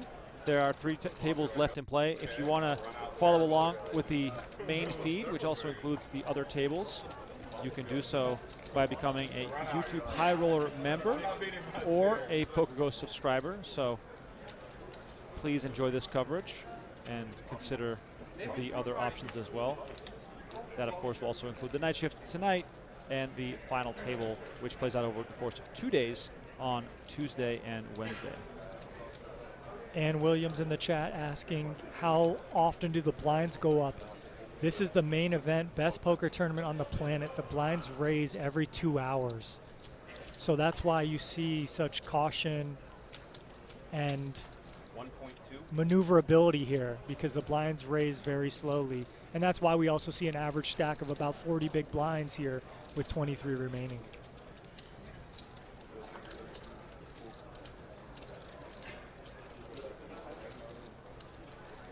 Did we see who got eliminated? We see some of the chat asking. I was just telling Russell in the chat, let's make sure we mention the eliminations in the chat when they happen, so that people can keep track of that. So I'll get you guys caught up here on the bust outs as well. We are live, chat. For those asking in chat, we are live. Tristan Wade here with Remco Rankema. Yeah, so Kenny Hollard's still our chip leader on 60 million. Adam Hendricks on 58 million. Those two guys, not only phenomenal players, but also with the big stack.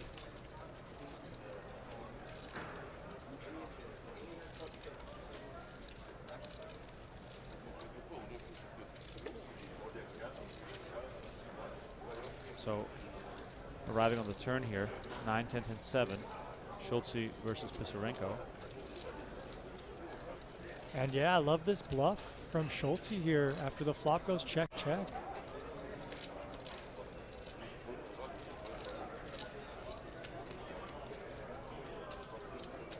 And maybe you could argue Pisarenko should have been doing some betting on the flop, but if you check this flop, you kind of are in an ace-high range of maybe calling to beat the Jack X or 8X or heart bluffs from your opponent, but we see him lose that pot.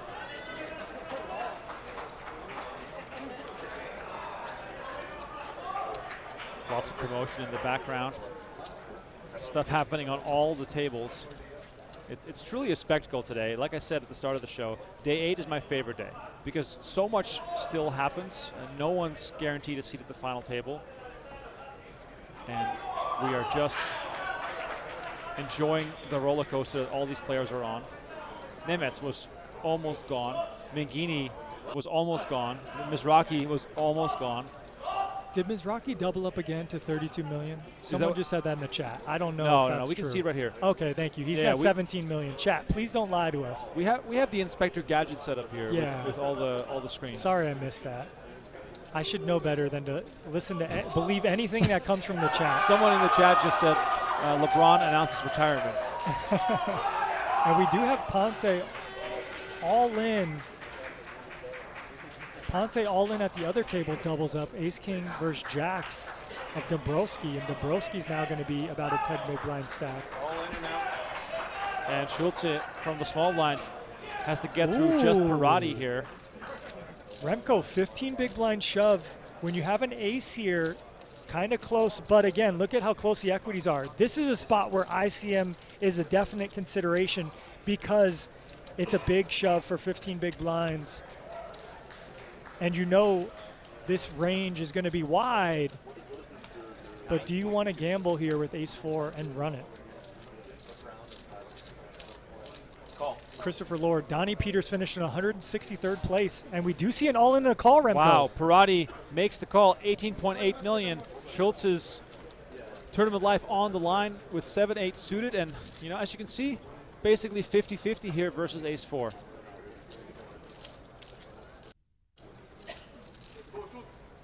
And I told Donnie Peters I got 163rd in the main one year, so we're kind of main brothers or whatever you want to call it. All right, here comes the flop. King, queen, jack. Very uninspiring for Schultze, who's looking for a 7 or an 8 with 2 8s already folded. This is tough. Not even a fun sweat. 5 of spades on the turn. Sebastian Schultze from Hanover, Germany, now living in Vienna, Austria. Looking for a miracle, but it doesn't come in. The 3 hits the river, and Parati claims a scalp. Sebastian Schultze is going to be our 23rd place finisher. And we just got a little more short-handed here at table C. Great run. Great run. Like, there's nothing to be, I mean, anyone who's made it this far, you guys have just done phenomenal. I know it hurts. We saw his heart sink there, but there's only going to be one winner. Yep. And Schultze collects $360,000 for his efforts. And that is the payout until we reach the final 17 players. So the money bubble is basically one player off from the redraw. And they do this so that it keeps the play active on 2 tables instead of 3. So you have 2 9-handed tables play in the money bubble as opposed to having 3 short-handed tables play in the money bubble, where there's always going to be an uneven amount of players. I'm having a conversation with Mr. Jack Ethel after this series. He's a buddy. We can chat. We're good friends. And I think we need to do something about the payouts just to make it a little less heavy in the jumps, where maybe we see more incremental pay jumps, Right. where then we don't have to worry about stalling as much. We don't have to worry about such big jumps where people are, and do something a little more feasible where it's just incremental. And I think that could be kind of a solution to spreading some of the money out too. Because we obviously know these payouts are always going to be top heavy. We always want to see people play for the win and what have you. And this is pretty cool hand here. Mangini 3-betting ace-5 suited, knowing Pisarenko is kind of getting out of line a little bit here. The Jack-9 offsuit under the gun 1. Imagine if we just had pay jumps like every 2 bust outs or every 1 bust out, and it was just like. But then there's something then more. there's more consideration for stalling. But every single time. Not if they're smaller payouts. Yeah, but because look, what do we go to next? We go from it's a- 360K to 450K. Yeah, it's a 90K pay 90. jump. That's a lot of money. But there's also 9 eliminations without a pay jump. I understand that. So just to keep everyone updated, it was Richard Freitas who busted in 24th place. He had King 9 versus Ace 9 on a 9-high flop. Joey Padron took his chips. He's up to 42 million.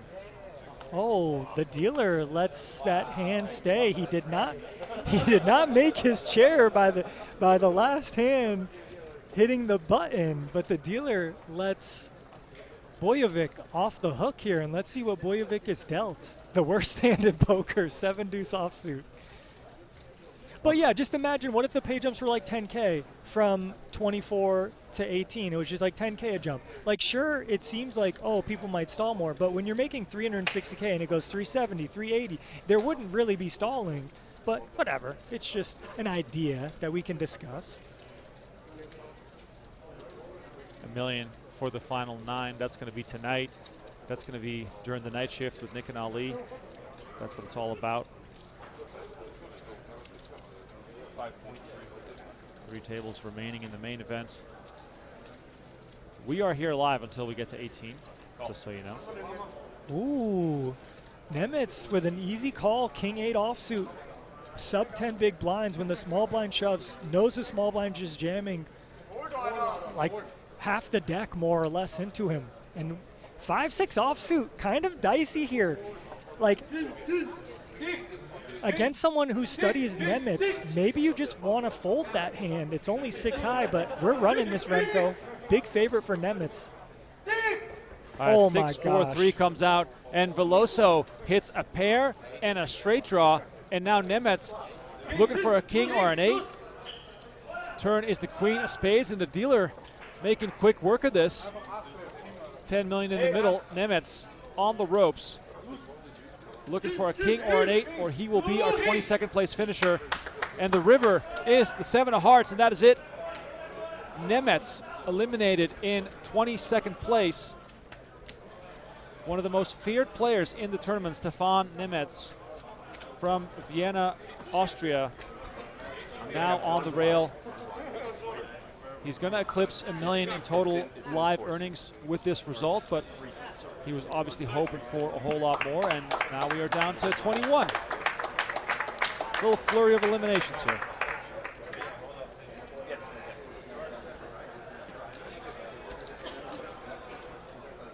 Just like that.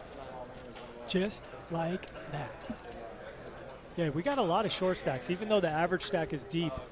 Now, look at how these stacks have kind of evened out at this table. We got rid of 2 short stacks, and everyone working with about 40 plus big blinds now.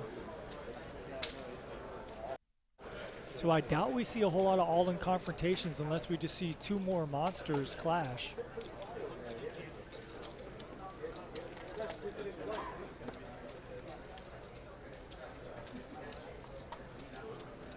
All right, so again, we are live on YouTube for free until the final 18, until we lose this entire table. If you want to watch full coverage, click the link in the chat on YouTube to find our members feed. Select the high roller plan to get in the mix. And then also on PokerGO.com, you can, of course, watch the full feed. We have annual plans on the discount, $20 off. That's going to be WSOP 25YT. And right now, it looks like we're waiting for a player. Yeah, we are waiting for a player from Mizraki and Hallert's table. Ooh, this is a good sweat. This is a good sweat. Yeah, we got some. Dunaway has 65 million.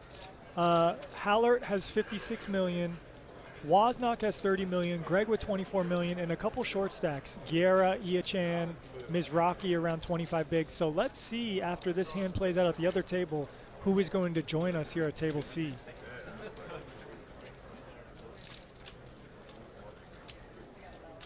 And appreciate everyone in the chat for joining us.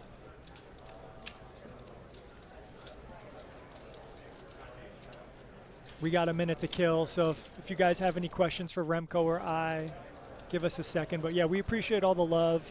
Thanks for joining us here on this glorious Sunday. Sunday is one of those never miss poker days for anyone who plays online poker.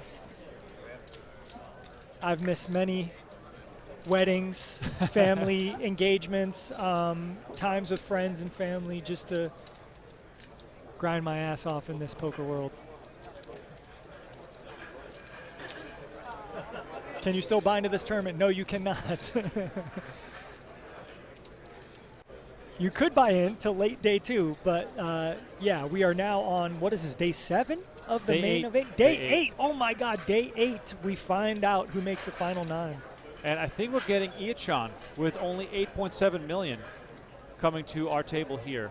Someone asked, how do they pick? Usually the next big blind is going to get picked from the table. So I think that's what we see, Iachan getting moved over. And he only is bringing 9 million with him, so we will have one short stack, which that's going to look like a feast to these 40 big blind stacks. Someone with only 15 big blinds coming in, and there we see. If you're just catching us on YouTube for the first time, please know that we have daily highlights on the channel as well. We want to provide a little bit of everything for everyone. So please subscribe to the YouTube channel. The highlights get released every night, overnight. So stay tuned for those. And make sure to like this video. Let's bring this baby up to 5,000 likes. And also please know that we're live until the final 18 on this YouTube feed. And we're getting Lachlan Iachan at the table. And Iachan is going to be looking around thinking, man, I'm going to get bullied here. He's got no chips. Everyone else very comfortable. Well, look, he only has no chips because he took the sickest beat you can take in poker, kings versus aces. And that's how he lost most of his stack about an hour ago. So he's actually in a great position because when you're the only short stack at a table full of big stacks, maybe you can pick up blinds by shoving on their opens appropriately. So, you know, Remco, you just got to take what you're dealt in this world, and we see him come right here into the big blind where there's only one big blind, I think. All in and out. And Veloso is putting the pressure on him right away. Of course. The queen 8 suited. Only a big blind, no small blind. Button's going to stay.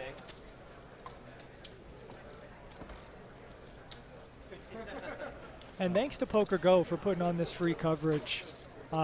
You know, this is quite the production you guys have.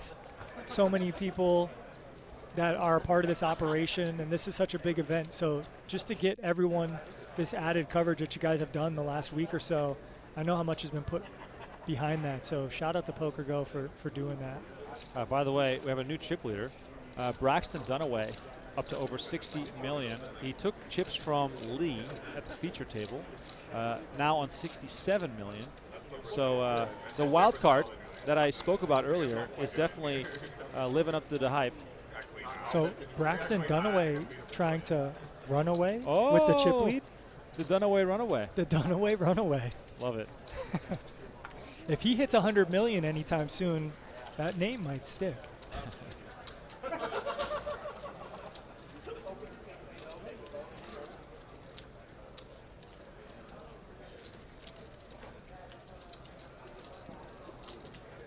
For those asking about the YouTube High Roller members, just click the link that we have pinned in the YouTube chat. You'll get redirected to our members feed. Iachan all in here with the queen 7 suited for about 12.5 bigs. Pisarenko shows him 7-4 off, can't call that. And once you land on the members feed, you click on join and then select high rollers, and you get the sub. And let's go. Leo Margaret's still in with 24 million for all those asking in chat. The last remaining female player. We were hoping to see her at the final table for sure.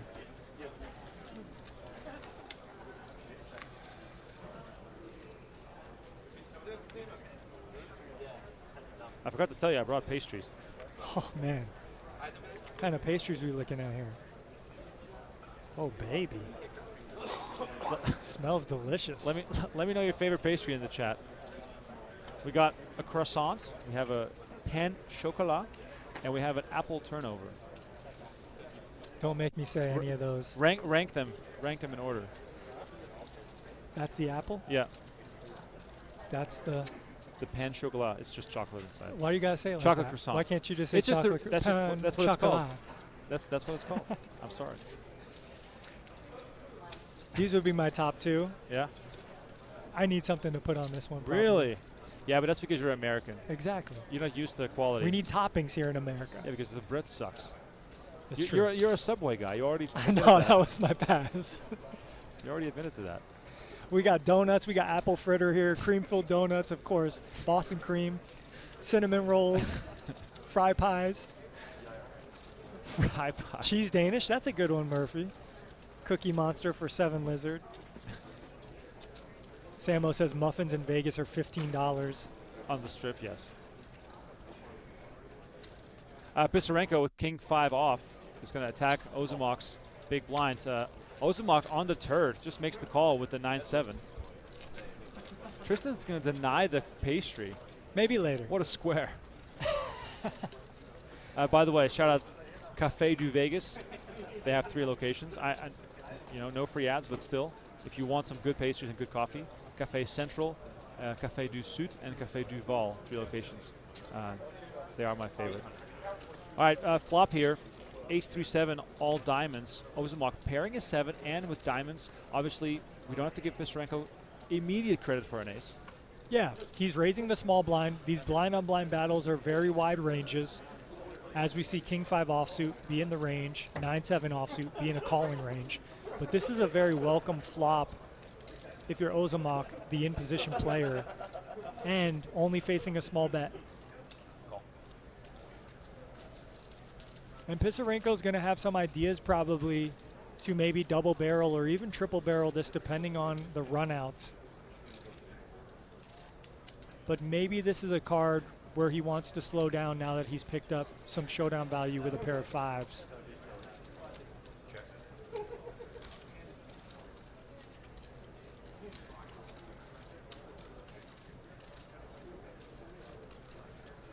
And interesting for Ozumok now, when check 2, you got to kind of question how many ace-X of my opponents would they check the turn.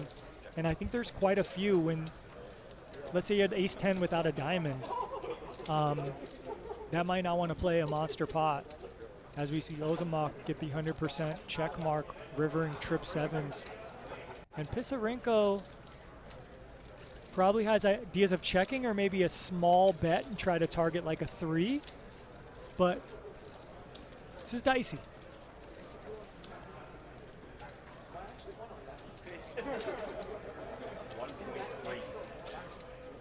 And Pisarenko is going to take a small stab here for 1.3. And what do you think, chat? If you are Ozumok here in the big blind and you got the 9-7, and your opponent's bet 1.3 million, there's 6.5 million in the pot. Are we just going to call here, or are we going to put in a raise? And if you are going to raise, what are you going to raise to? Now remember, the turn went check, check. After Pisarenko raised pre-flop, he bet the flop, and then he checked the turn. So you got to kind of put him on a range of hands. We see Firefox user said, gotta raise. C-Money says snap call. See a lot of raising coming here from the chat. Sky, Salty, John, Cardiac. We see calls too. I see a lot of calls coming in. But Ozamok goes with the right option, I think, here. You block flushes, and you could maybe rule out flushes of your opponents for checking the turn. So we do see Ozamok now come with a value raise, and Pisarenko just has a bluff catcher at this point.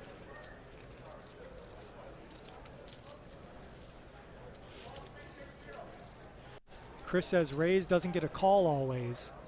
But let's say your opponent has an ace here. Would they call with an ace? You know, we're not really targeting a 5, although a 5 is a bluff catcher. We're targeting someone who has an ace. But a 5 is a targetable hand as well. You know, a 5 is a bluff catcher. So yeah, I see a lot of people saying raise in here.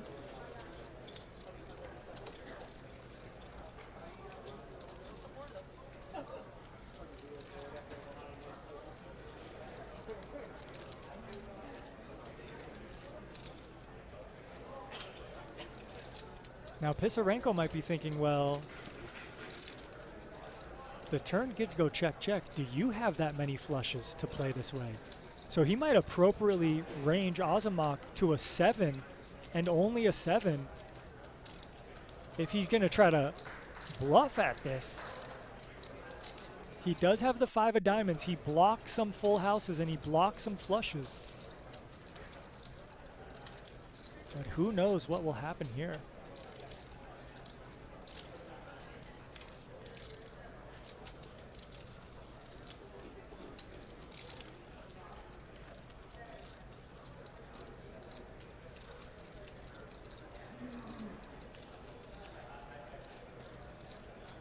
Could Ozamok be turning a hand like a King X of diamonds or a Queen X of diamonds into a bluff?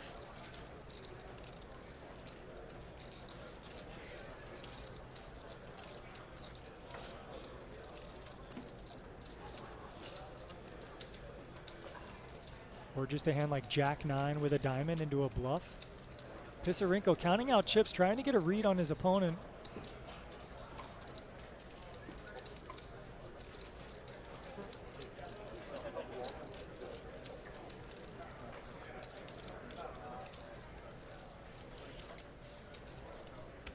Wow.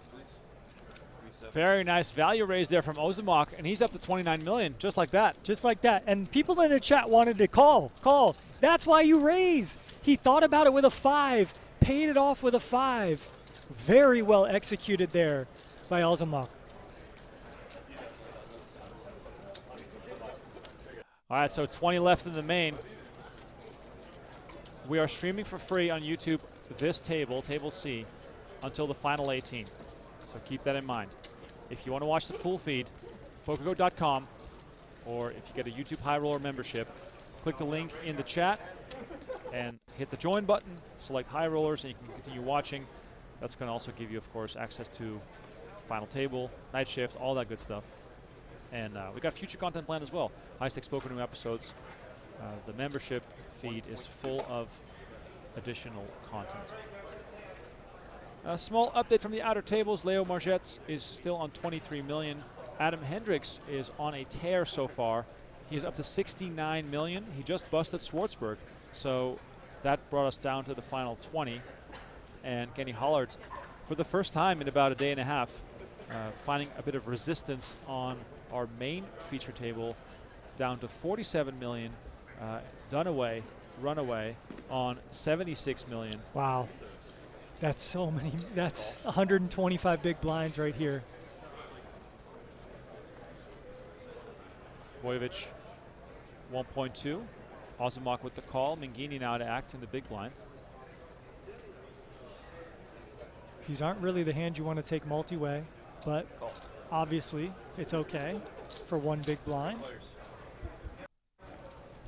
If that was any worse, like A6 off or A7 off, we might have just seen it hit the muck, given these positions.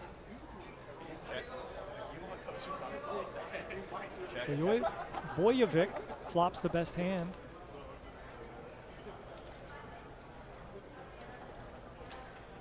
And he does have some backup here with backdoor hearts.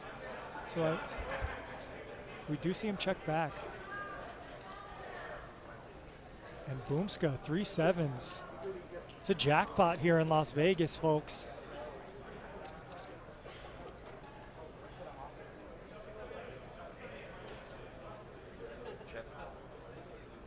Yeah, we do have Adam Hendricks up to 69 million.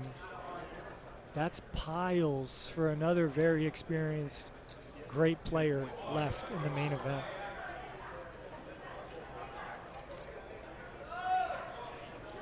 Mangini comes with 2.1 million on the turn here.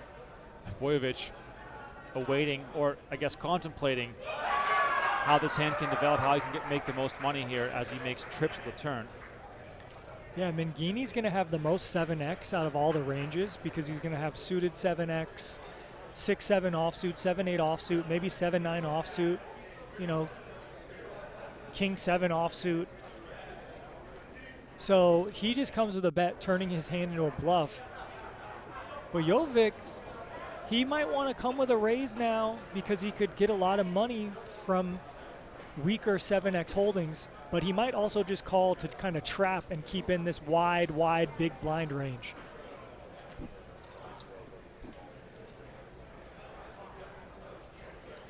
And there comes the raise. 7.2, big raise. Yeah, I think he's just targeting like the best hands that Mangini could have there and really hoping he's got the last 7 in the deck.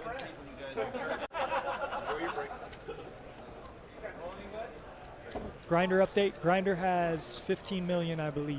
So he's still in. Looks like we're going on a break. Yeah, we are going on break.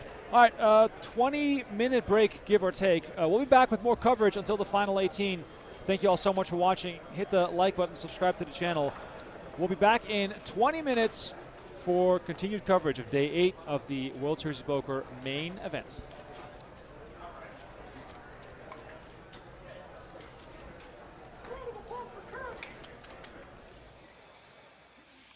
I'm not afraid to do what I have to do. You know what my problem is? I just don't believe you. Let's see what this footballer is made out of. I'm an aggressive player. Stop showing off, mate. Are you kidding me?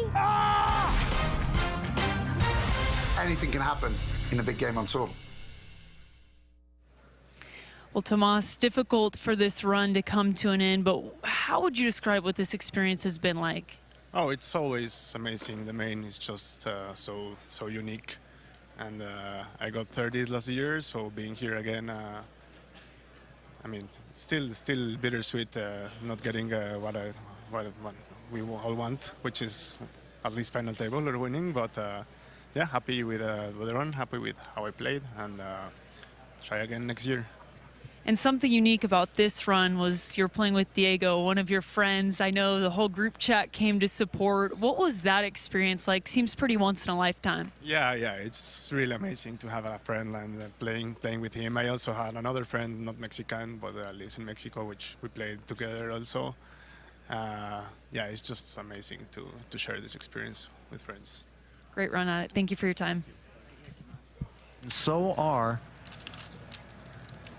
the final 40 some odd, 240,000. The payout band will be broken and 60,000 will be added.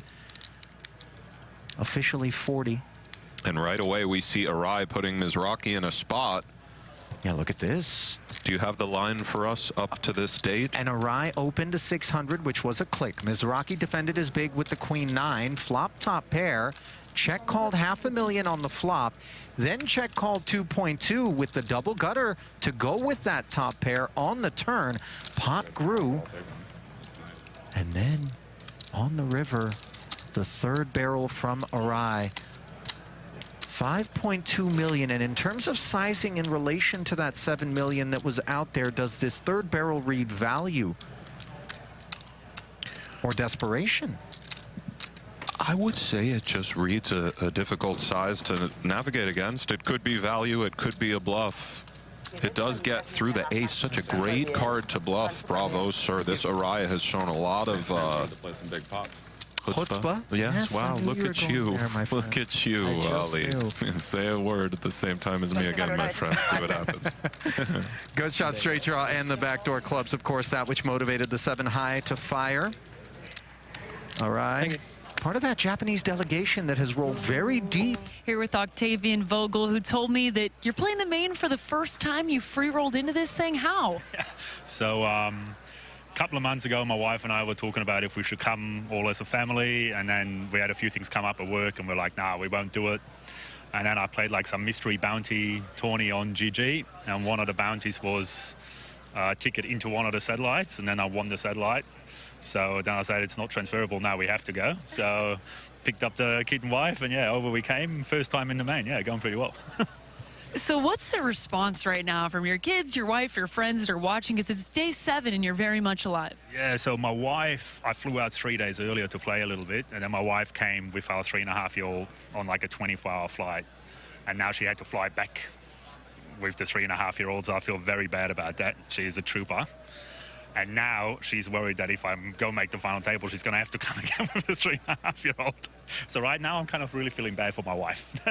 Hey, that would be a good problem to have, though. I'm just curious in general, this experience, what is it like? How would you describe it to someone who's dreamed of playing the main event? Because you're doing this for the first time.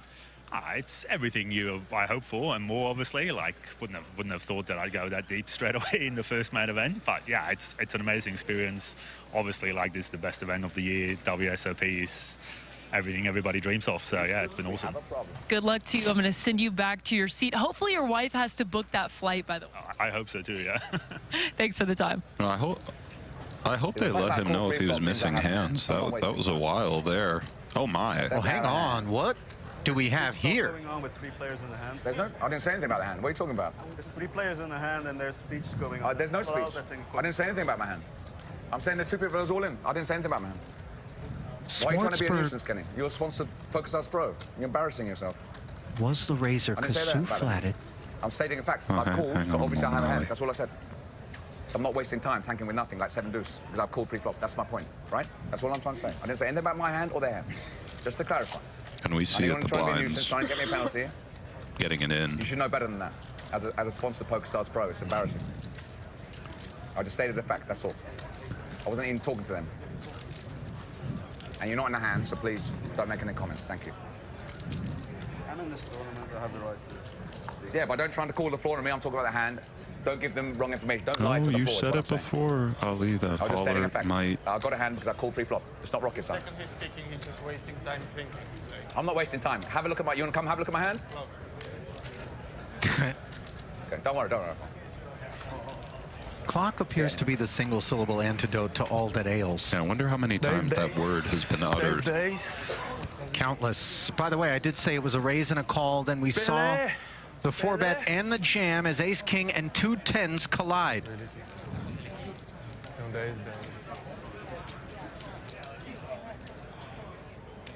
The hopes of Milomem hang on 20 miles. And ace-king has already managed to upset a pocket pair on the day here at this very table, but on this occasion, it isn't looking quite as likely. Queen 4 deuce, spade coverage for Vecino with the 2 overcards. 10.7 million chip pot. My point was, I wasn't wasting time, Kenny. I'm not in hand. Murillo, Milomem I was trying to explain to Kenny. Okay. finds a cozy turn. And the whole of Palermo, Brazil, is anti-sweating an ace or king. And they've done so successfully. His wife, Luana, embraces. Nice hand. You see, you There you double go. up? No, let it out, brother. Yes, sir. Free water. Now you double up. Nice hand, mate. Nice hand. Nice hand. See, the free water helps. At When you guys get hit their by the deck respective now. words, but what doesn't this guy do? Yeah. You know? That's very Talent's impressive, though, you know? And here he is trying to win the main. He might add main event winner to all of these. Earlier this summer, Mizrachi added 4-time Poker Players Championship winner. If you want to talk about impressive resumes when it comes to poker, he has made his case, and the ace-queen making its own here. 6 1/4, the open. Mangini, king-jack offsuit.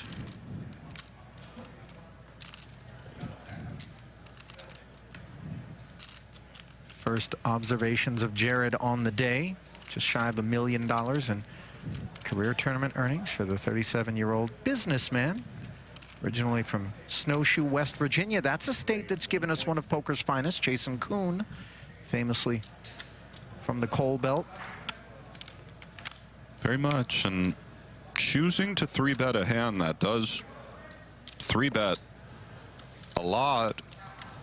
Will it work against the grinder? We'll find out. Does Mr. Gibbons want to take a stand with these 9s? Raise and 3-bet in front of us. Obviously, some tarnish on an otherwise attractive holding. You would think he's out, especially given the positions of Mizrachi and Mangini.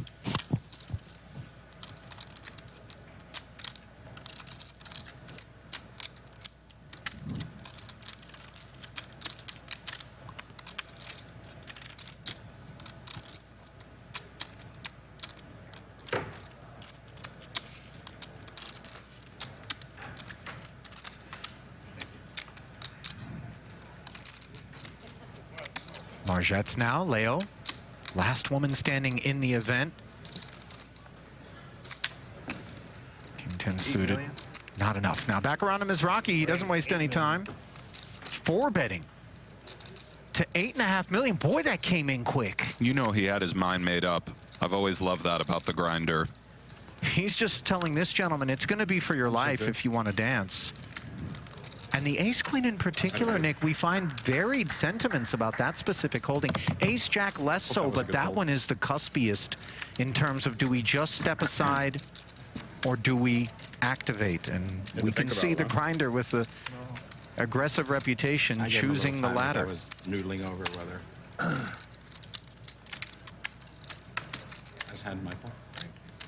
That says a nice hand. It's a nice raise. To call if I jam? If I jam nine big blinds in your ass, you know enough? Wish you did.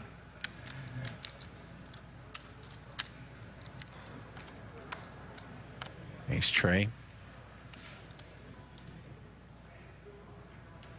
No bueno. Has Bekenstein gone to the cold neck towel? Everything good? You know, I don't know if that's a cold neck towel, but perhaps. Everything's great. You know, I've driven by some construction sites out here in the Vegas Valley over the summer, and that's I don't know. It's good for me. that's an oft-utilized technique. And the lights are hot out there, Nick. You know this. You play on that feature, you know, it gets toasty. Guerra applying a toast with Jack 10 offsuit. Margette's in the small. You know, sometimes an idea for Margette's here is to favor shoving slightly lower pairs for kind of anti-blocker properties and calling sometimes the 6s through 8s perhaps. It's all close and murky, but and for the grinder in the face of the cutoff open small blind flat, looks like he's cutting out the squeeze. Yep. And if he does, Margette's may go with these 7s in the form of a back jam. Guerra most certainly will not be a part of this, as Mizrachi brings the altimeter to 2.5 million. I don't believe nobody anymore. You gotta stop playing Little League ball sometime, bro, you know?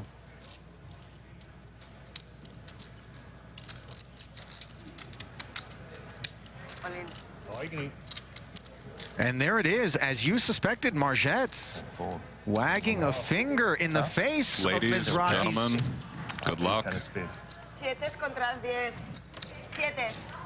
Updates being delivered promptly by Leo to her rail as she's got the best of it. Delighted to know that. Yeah, but she should have folded. I 3-bet. She's called this moment. She called it all off. A7. The Barcelona native, 7. professional poker player, podcast host, poker coach. Vamos. 2 million plus in career tournament earnings with a 4% advantage. Looking to avoid getting grinded. What do you have, 5 million? Yeah, 6. Oh, 5 points. You on 5? I'd never seen you call in the small blind before.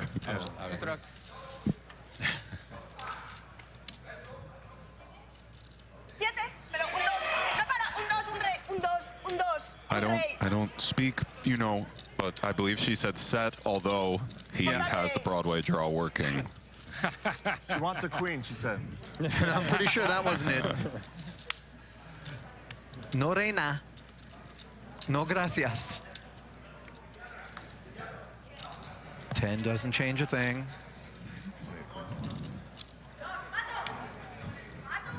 Plenty of sets of fingers are crossed back on that rail.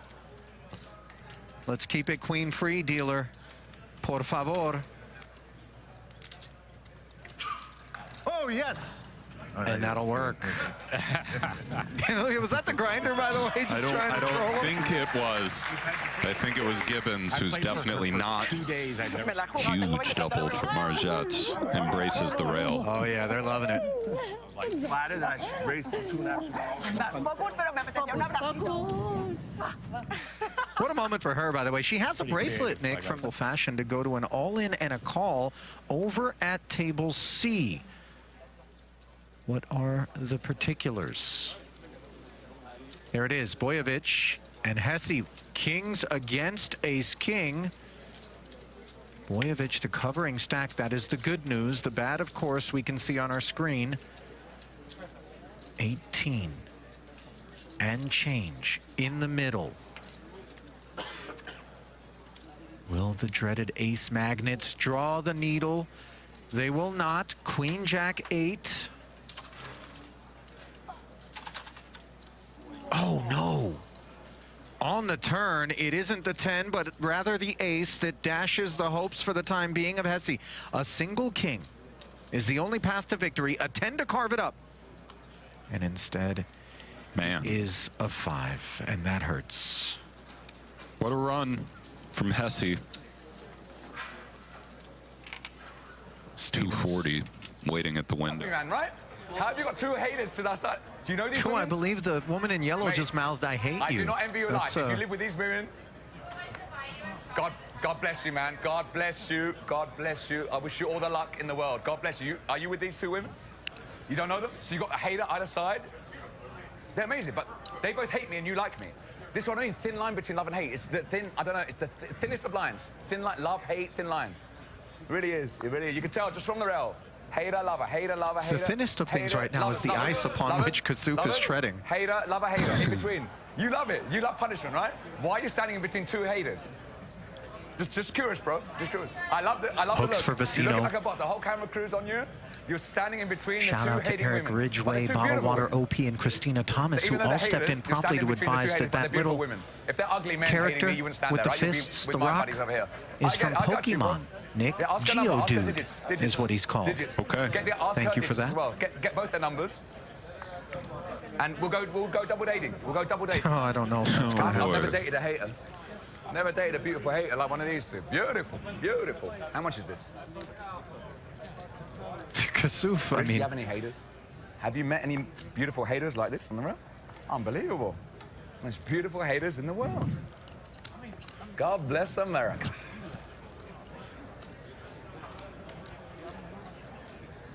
By the way, honey, any region of the world, I know how to say 9 high like a boss. Yeah. Nemitz, Nemitz with ace king. Problematic spot for him. Similar stack depth to Vecino. It's just going in. Good luck, gentlemen. Haven't said his name much on the day. Stefan Nemitz.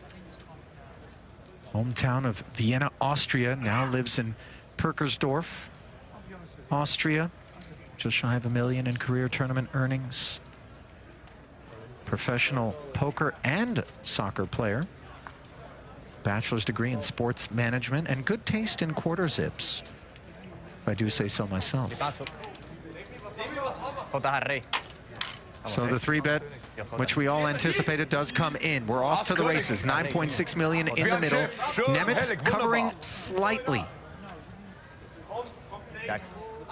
Aus, Kokosnüsse, Kokosnüsse. Keine Nüsse, die Kokosnüsse, oder? Das ist das. Was ist das? Das ist nicht die Kokosnüsse, oder? Let's see after that.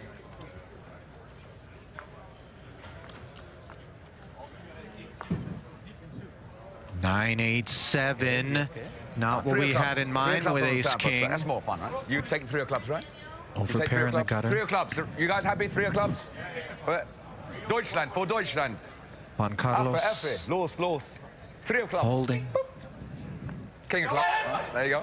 No longer, I've though. got the club coming. There you go. Club That's too coverage much. for Come on, you're taking the Nemitz. piss now. At As least have from the the three of clubs you're heavens, behind. he King of finds the clubs, bigger are you kidding? pair and the nut flush Now he's draw. drawing A pretty 10 slim. or a jack, non-club. 2 outer. This is all that will rescue Vecino. Good And game. instead, Sure. running There it is. top Top 2 two. pair, just like me. Top 2 pair. The Kokosnuss. You see? Leaves you had the free Nemitz. water and you didn't want to fight me. You see? You see how love Hauling in the complicate spoils. You and him, both going to win. Nice hand. Nice hand. What did I tell you? GG's as he awaits official accounting and adds 240,000 to his career tournament earnings of 1.4 million. Kindness goes a long Originally way. from Malaga, now lives in Cardiff, Wales. This goes to show. The at risk. Yeah. And Couple of 9s from Margette. She seems to be surging here. yeah.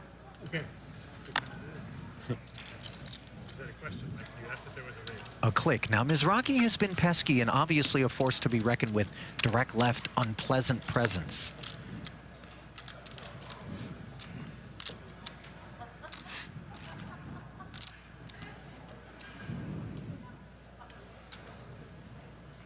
This doesn't look like a flat. And you know, I don't think either of us are surprised, and perhaps none of you at home either. The grinder, so none of you at home either. The grinder, so. Welcome back, ladies and gentlemen. We are still here live on YouTube for free with bonus coverage of Table C of the 2025 main event. 20 players left. We are with you until the final 18, and then we will say our farewells and send you over to Jeff and Brent on the main feed. Again, watch the main feed on PokerGo.com. That's your best value. Or the High Roller membership on YouTube, which is also a lot of fun. I was in the chat there all night last night. We had a good time with the night shift. So once again, Jeff and Brent on the call. The night shift starts, I want to say, at 8 p.m. Pacific time. And we are streaming tonight on PokerGo and for members until the final 9. No matter what happens, we are going to the final 9 because the players have to get a day off tomorrow before the final table starts on Tuesday. Tristan, set a line for me. It's 4:30 p.m. almost in Las Vegas. At what time will they get down to the final 9? Ooh, final 9. That's tough. I'm going to say by 10 p.m. Oh, wow. 10 p.m. So that's 8 more hours of poker.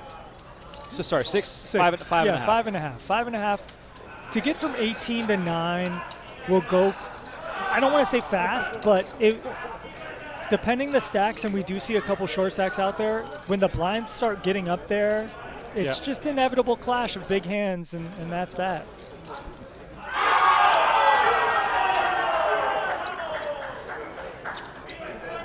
All right, so we are on table B here. We have Iachan with most of our attention focused on him, as we are getting word right now that on table B, it's Dombrowski fighting for his life against Leo Margetts. Margetts has him absolutely crushed. Could be done here on the turn, and it is. So we lose Dombrowski in 19th place, sorry, 20th place. We're down to 19. Margetts, meanwhile, up to 29 million. So we are, quote-unquote, on the bubble now. That is the bubble for the final 2 players, final 2 tables, excuse me.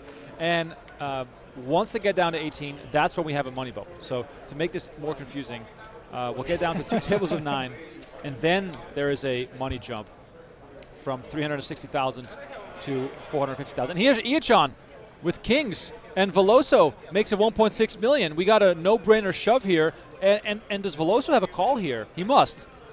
Yeah, I'm going to say it's close. In any other situation, you wouldn't be folding to an 11 big blind shove with ace-10 offsuit. But in this situation, maybe you do. You know, look at the positions here. We got under the gun and under the gun 1. So if you can rule out like 5s and 6s and 7s from your opponent's range, but wait, 9s behind is a lot stronger of a holding than ace-10 offsuit. So I don't know. Again, like I was speaking, you have an under the gun open and under the gun 1 shove for 11 big blinds. If Mangini thinks that Iachan shoving like 6s, 7s, and 8s, then he might flick in a call here. But this is tough. I don't have an absolute answer for you, Remco. All right, so Mangini thinking here with 9s. Iachan also important here, new player, right? These guys haven't seen him yet today. Obviously he's all in on a short stack. He's got kings, whatever. But, you know, it does matter a little bit that they haven't gotten too much info on him. And the other thing that's more important for Mangini is the fact that he has 3 players left to act behind him. The small blind, the big blind, and the opener who opened under the gun.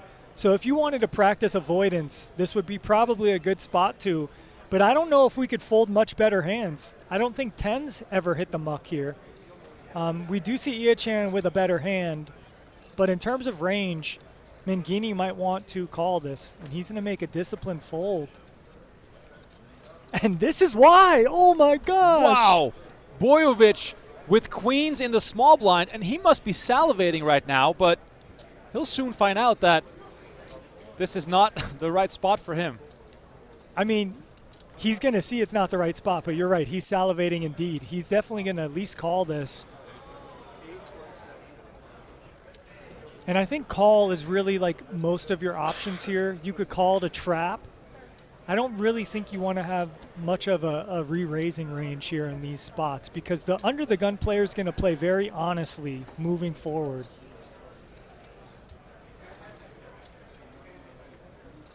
So Bojovic, is Bojovic trying to act weak to induce something from Veloso? Is that even a consideration? Is Queen strong enough for that? I don't think anyone wants to be jammed on here in this spot this deep in the main event. I think he's going to call and just hope that the other players fold. So he's coming with a raise. He's thinning the field, it looks like.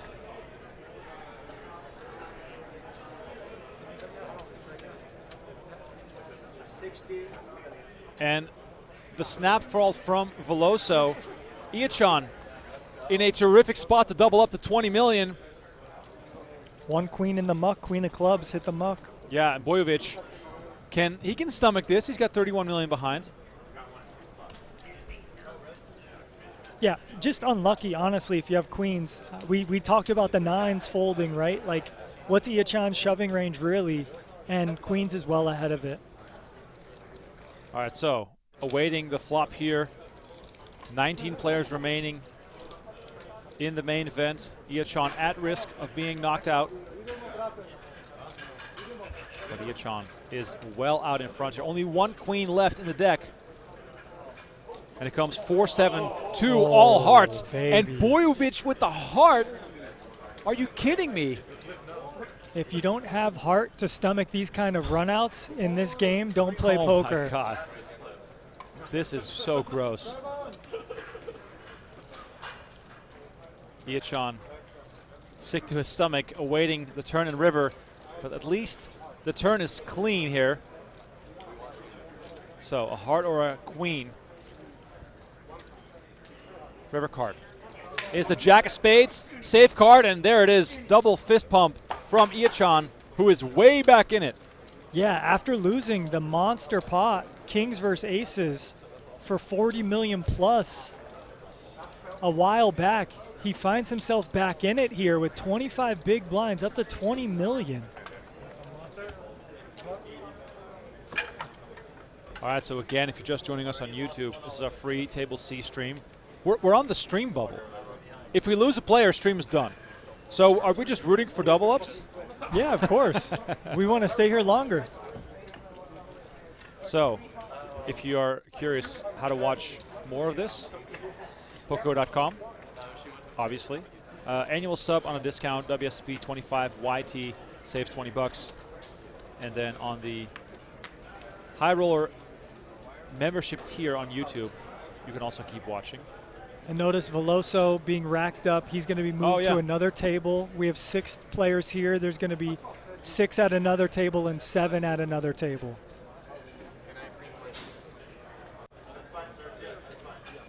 Yeah, for the speed of the game, I think it's good that in this specific situation, there's no money jump. I think that it's much better to have that be on 2 tables, because otherwise you have 3 tables stalling versus now only 2 tables. So playing down to 9. The main event final table will be known tonight. Monday, no poker. Day off. I think we saw the stat at the start of the day. These players have already played 68 hours to get to this point. So a well-deserved day off. Yeah, I mean, now after today's play, that's up to what, 72 hours of poker with no stops? I mean, there were some intermediate times from your day 1A to day 2 and your day 2 to day 3 where you had a day or a couple days off. But ever since day 3, it's nonstop poker, and it's the most heightened sense of playing poker because you're just deeper and deeper in the world's biggest and best tournament. Iachan not going to sit on his hands here. He's going to make the call from the big blind with king 10 off. Ace 8 deuce, 2 diamonds. Dombrowski was eliminated. Conrad McBad, he was only a 5 big blind stack, and he was previously eliminated in 20th place just moments ago.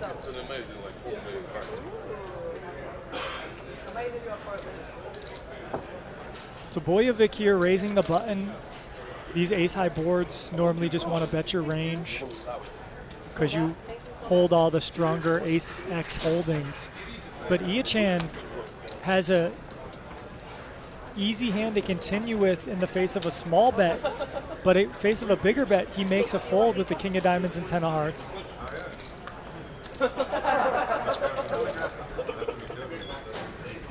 Yeah,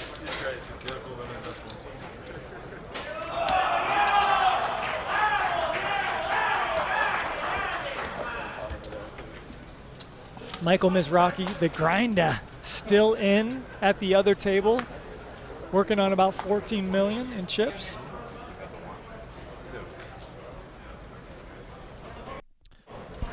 For those asking, talking, and speculating on the TV coverage of this event, same amount of episodes as always being made from these shows. However, they go to CBS now instead of ESPN. And those, as Tristan and I talked about yesterday off air, those are on repeat all the time, everywhere. And we have over 100 hours of main event coverage on YouTube alone.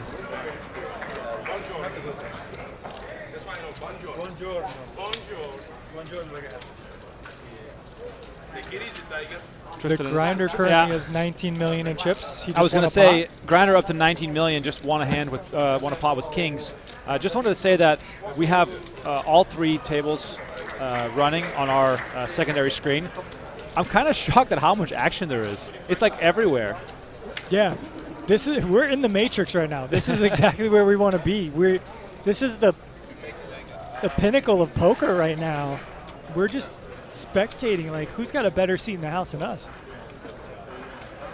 And Iachan now, blind battle versus Pisarenko.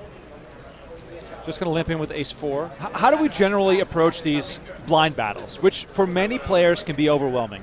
This is really difficult. With ICM, you're dealing with a $90,000 pay jump in 2 spots. Iachan's just on the verge of wanting to just move all in with a lot of his ace-x for 20 bigs. Now, that strategy probably alters a bit at this tournament, at this stage in this specific tournament, and that's why we see him playing more of a call strategy. He's a little above 20 bigs. And Pisarenko's about to flop him dead, and I think we're just going to see a very passive strategy here from the small blind, more or less.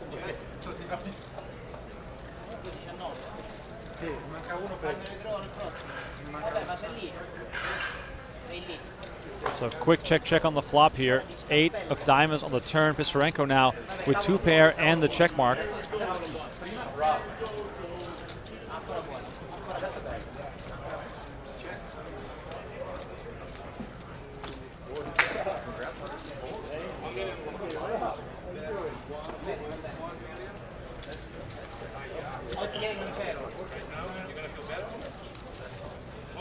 Gassy said, Ia-chan's blue sweater, where can I find it? I'm not sure. That is a pretty cool sweater, though. Okay, I choose the other one. There is an anchor on his side symbol, and like I said, the rope is kind of like a fisherman's rope. It's a thick rope. So maybe there is some kind of, I don't know. No free ads, like Remco says, but some nautical shop. Yeah, nautical kind of. Those are your hints to try to find that somewhere. For those wanting to sign up to PokerGo.com, you can save $20 on your annual membership using promo code WSOP25YT. Get in the mix right now. We have tons of coverage, content, episodes, live streams coming up, even well beyond the main event. Yeah, Dunaway, almost a runaway. Like I said, 80 million now. The next biggest stack is Adam Hendricks with 67 million. And then after that, I don't think we see anyone except it's Pardon with 43 million. So really nice recovery from him,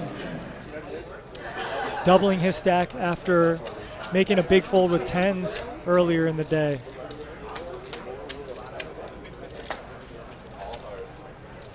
Bojovic 1.6 here. By the way, we're playing 400, 800K. The next level, 1 million big blind. 1 million chips. And this is where the jumps get pretty considerable. 300, 600 to 400, 800. Yep. The average stack is probably around... Was it 40 bigs? It was 40 bigs previously. It's Yep. probably going to be closer to 35 now. Although I'm not certain exactly what it is.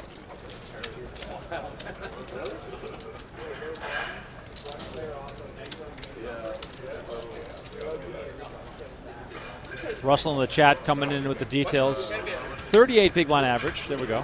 Thank you, Russell. You're the man. So we are on the live stream bubble here on YouTube. Lose one more player, stream is done. It is what it is. Table C will then be removed from play. These players will be spread out across the final two tables. Thomas Lang. Go ahead. Sorry, Remco. No, go Cut you ahead. off. Thomas Lang said it's Nakatono. Nakatono. They stopped producing, unfortunately. I have the sweater. I loved it to bits. Just a little insight. Oh, there. that's the sweater. That's the sweater brand. Nakatano. Nakatano. Maybe you could offer to buy Ia-chan's sweater from him. I don't know if it might be immortalized in Poker Hall of Fame if he somehow wins this tournament. But maybe we can get him to put it on eBay for all you bidders out there that like it.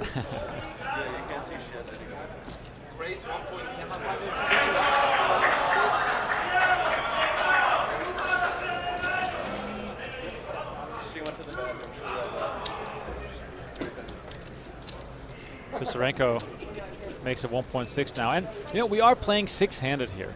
It changes the game dramatically, and they've been playing 9-handed for 68 hours. Do you think this short phase, potentially, is going to have some kind of impact? Yeah. I think with all these stacks that we see, they're all 30 big blinds plus, except for Ia-chan. I think you're going to see a little bit of maybe more aggression, more activity, but that's because every player starts from the low jack forward. So low jack, high jack, cutoff button.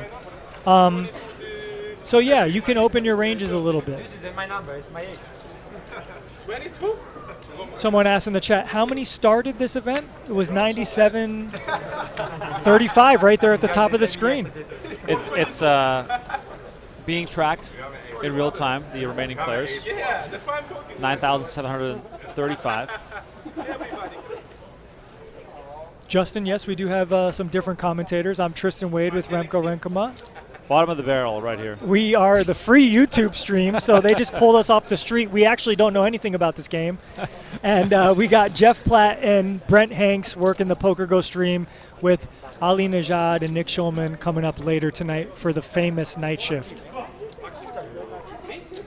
Yes, they are doing the night shift, and they will also be doing the night shift during the final table, I'm told. Of course. That's exciting. I That's mean, exciting. yeah, those guys are just... Remember last year when best. the final day, from 4 down to 1, took like 90 minutes? Yes. We had those quick bust outs. Yes, yes. Yeah, lots of action. When Lena just did Lena bluff it all off? I can't even remember. No, Lena had a tough spot where he had top pair and a gut shot against a set, and he just, yeah, it was a tough one. He called it off and was wrong. So look at this. The button opens, and Mangini, considering maybe his options in the small blind, he opts to fold, and Bojovic will do no folding here. I think you like to just call with your suited aces in these spots. You dominate a lot of the holding of your opponents. Look, like Ozamok's going to be playing a lot of suited stuff, like Queen X suited, King X suited, some Jack X suited from the button, some other suited connector stuff. So yeah, if we see some diamonds on this flop, it's great. But instead, Ozamok outflops Bojovic, King 5-5. Yeah, congrats to Nick Schulman on making the Hall of Fame. As soon as he turned 40, he's right in there, rightfully so. So kudos to him. Seems to be some confusion about this feed.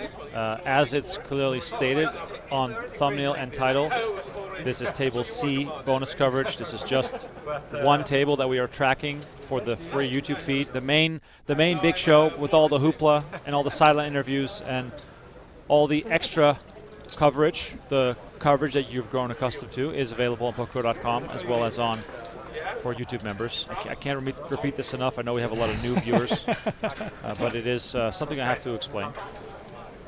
So really tough spot for Bojovic. Obviously, you have an easy check call with your ace high and backdoor diamond draw on a board that your opponent on the button's going to bet their range.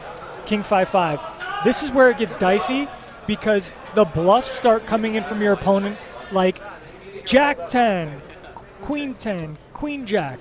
So clubs would other be bluffs too. So it's a little interesting when faced with a double barrel here, but maybe you just want to release your hand and not play a sticky pot if this opponent does bet twice here.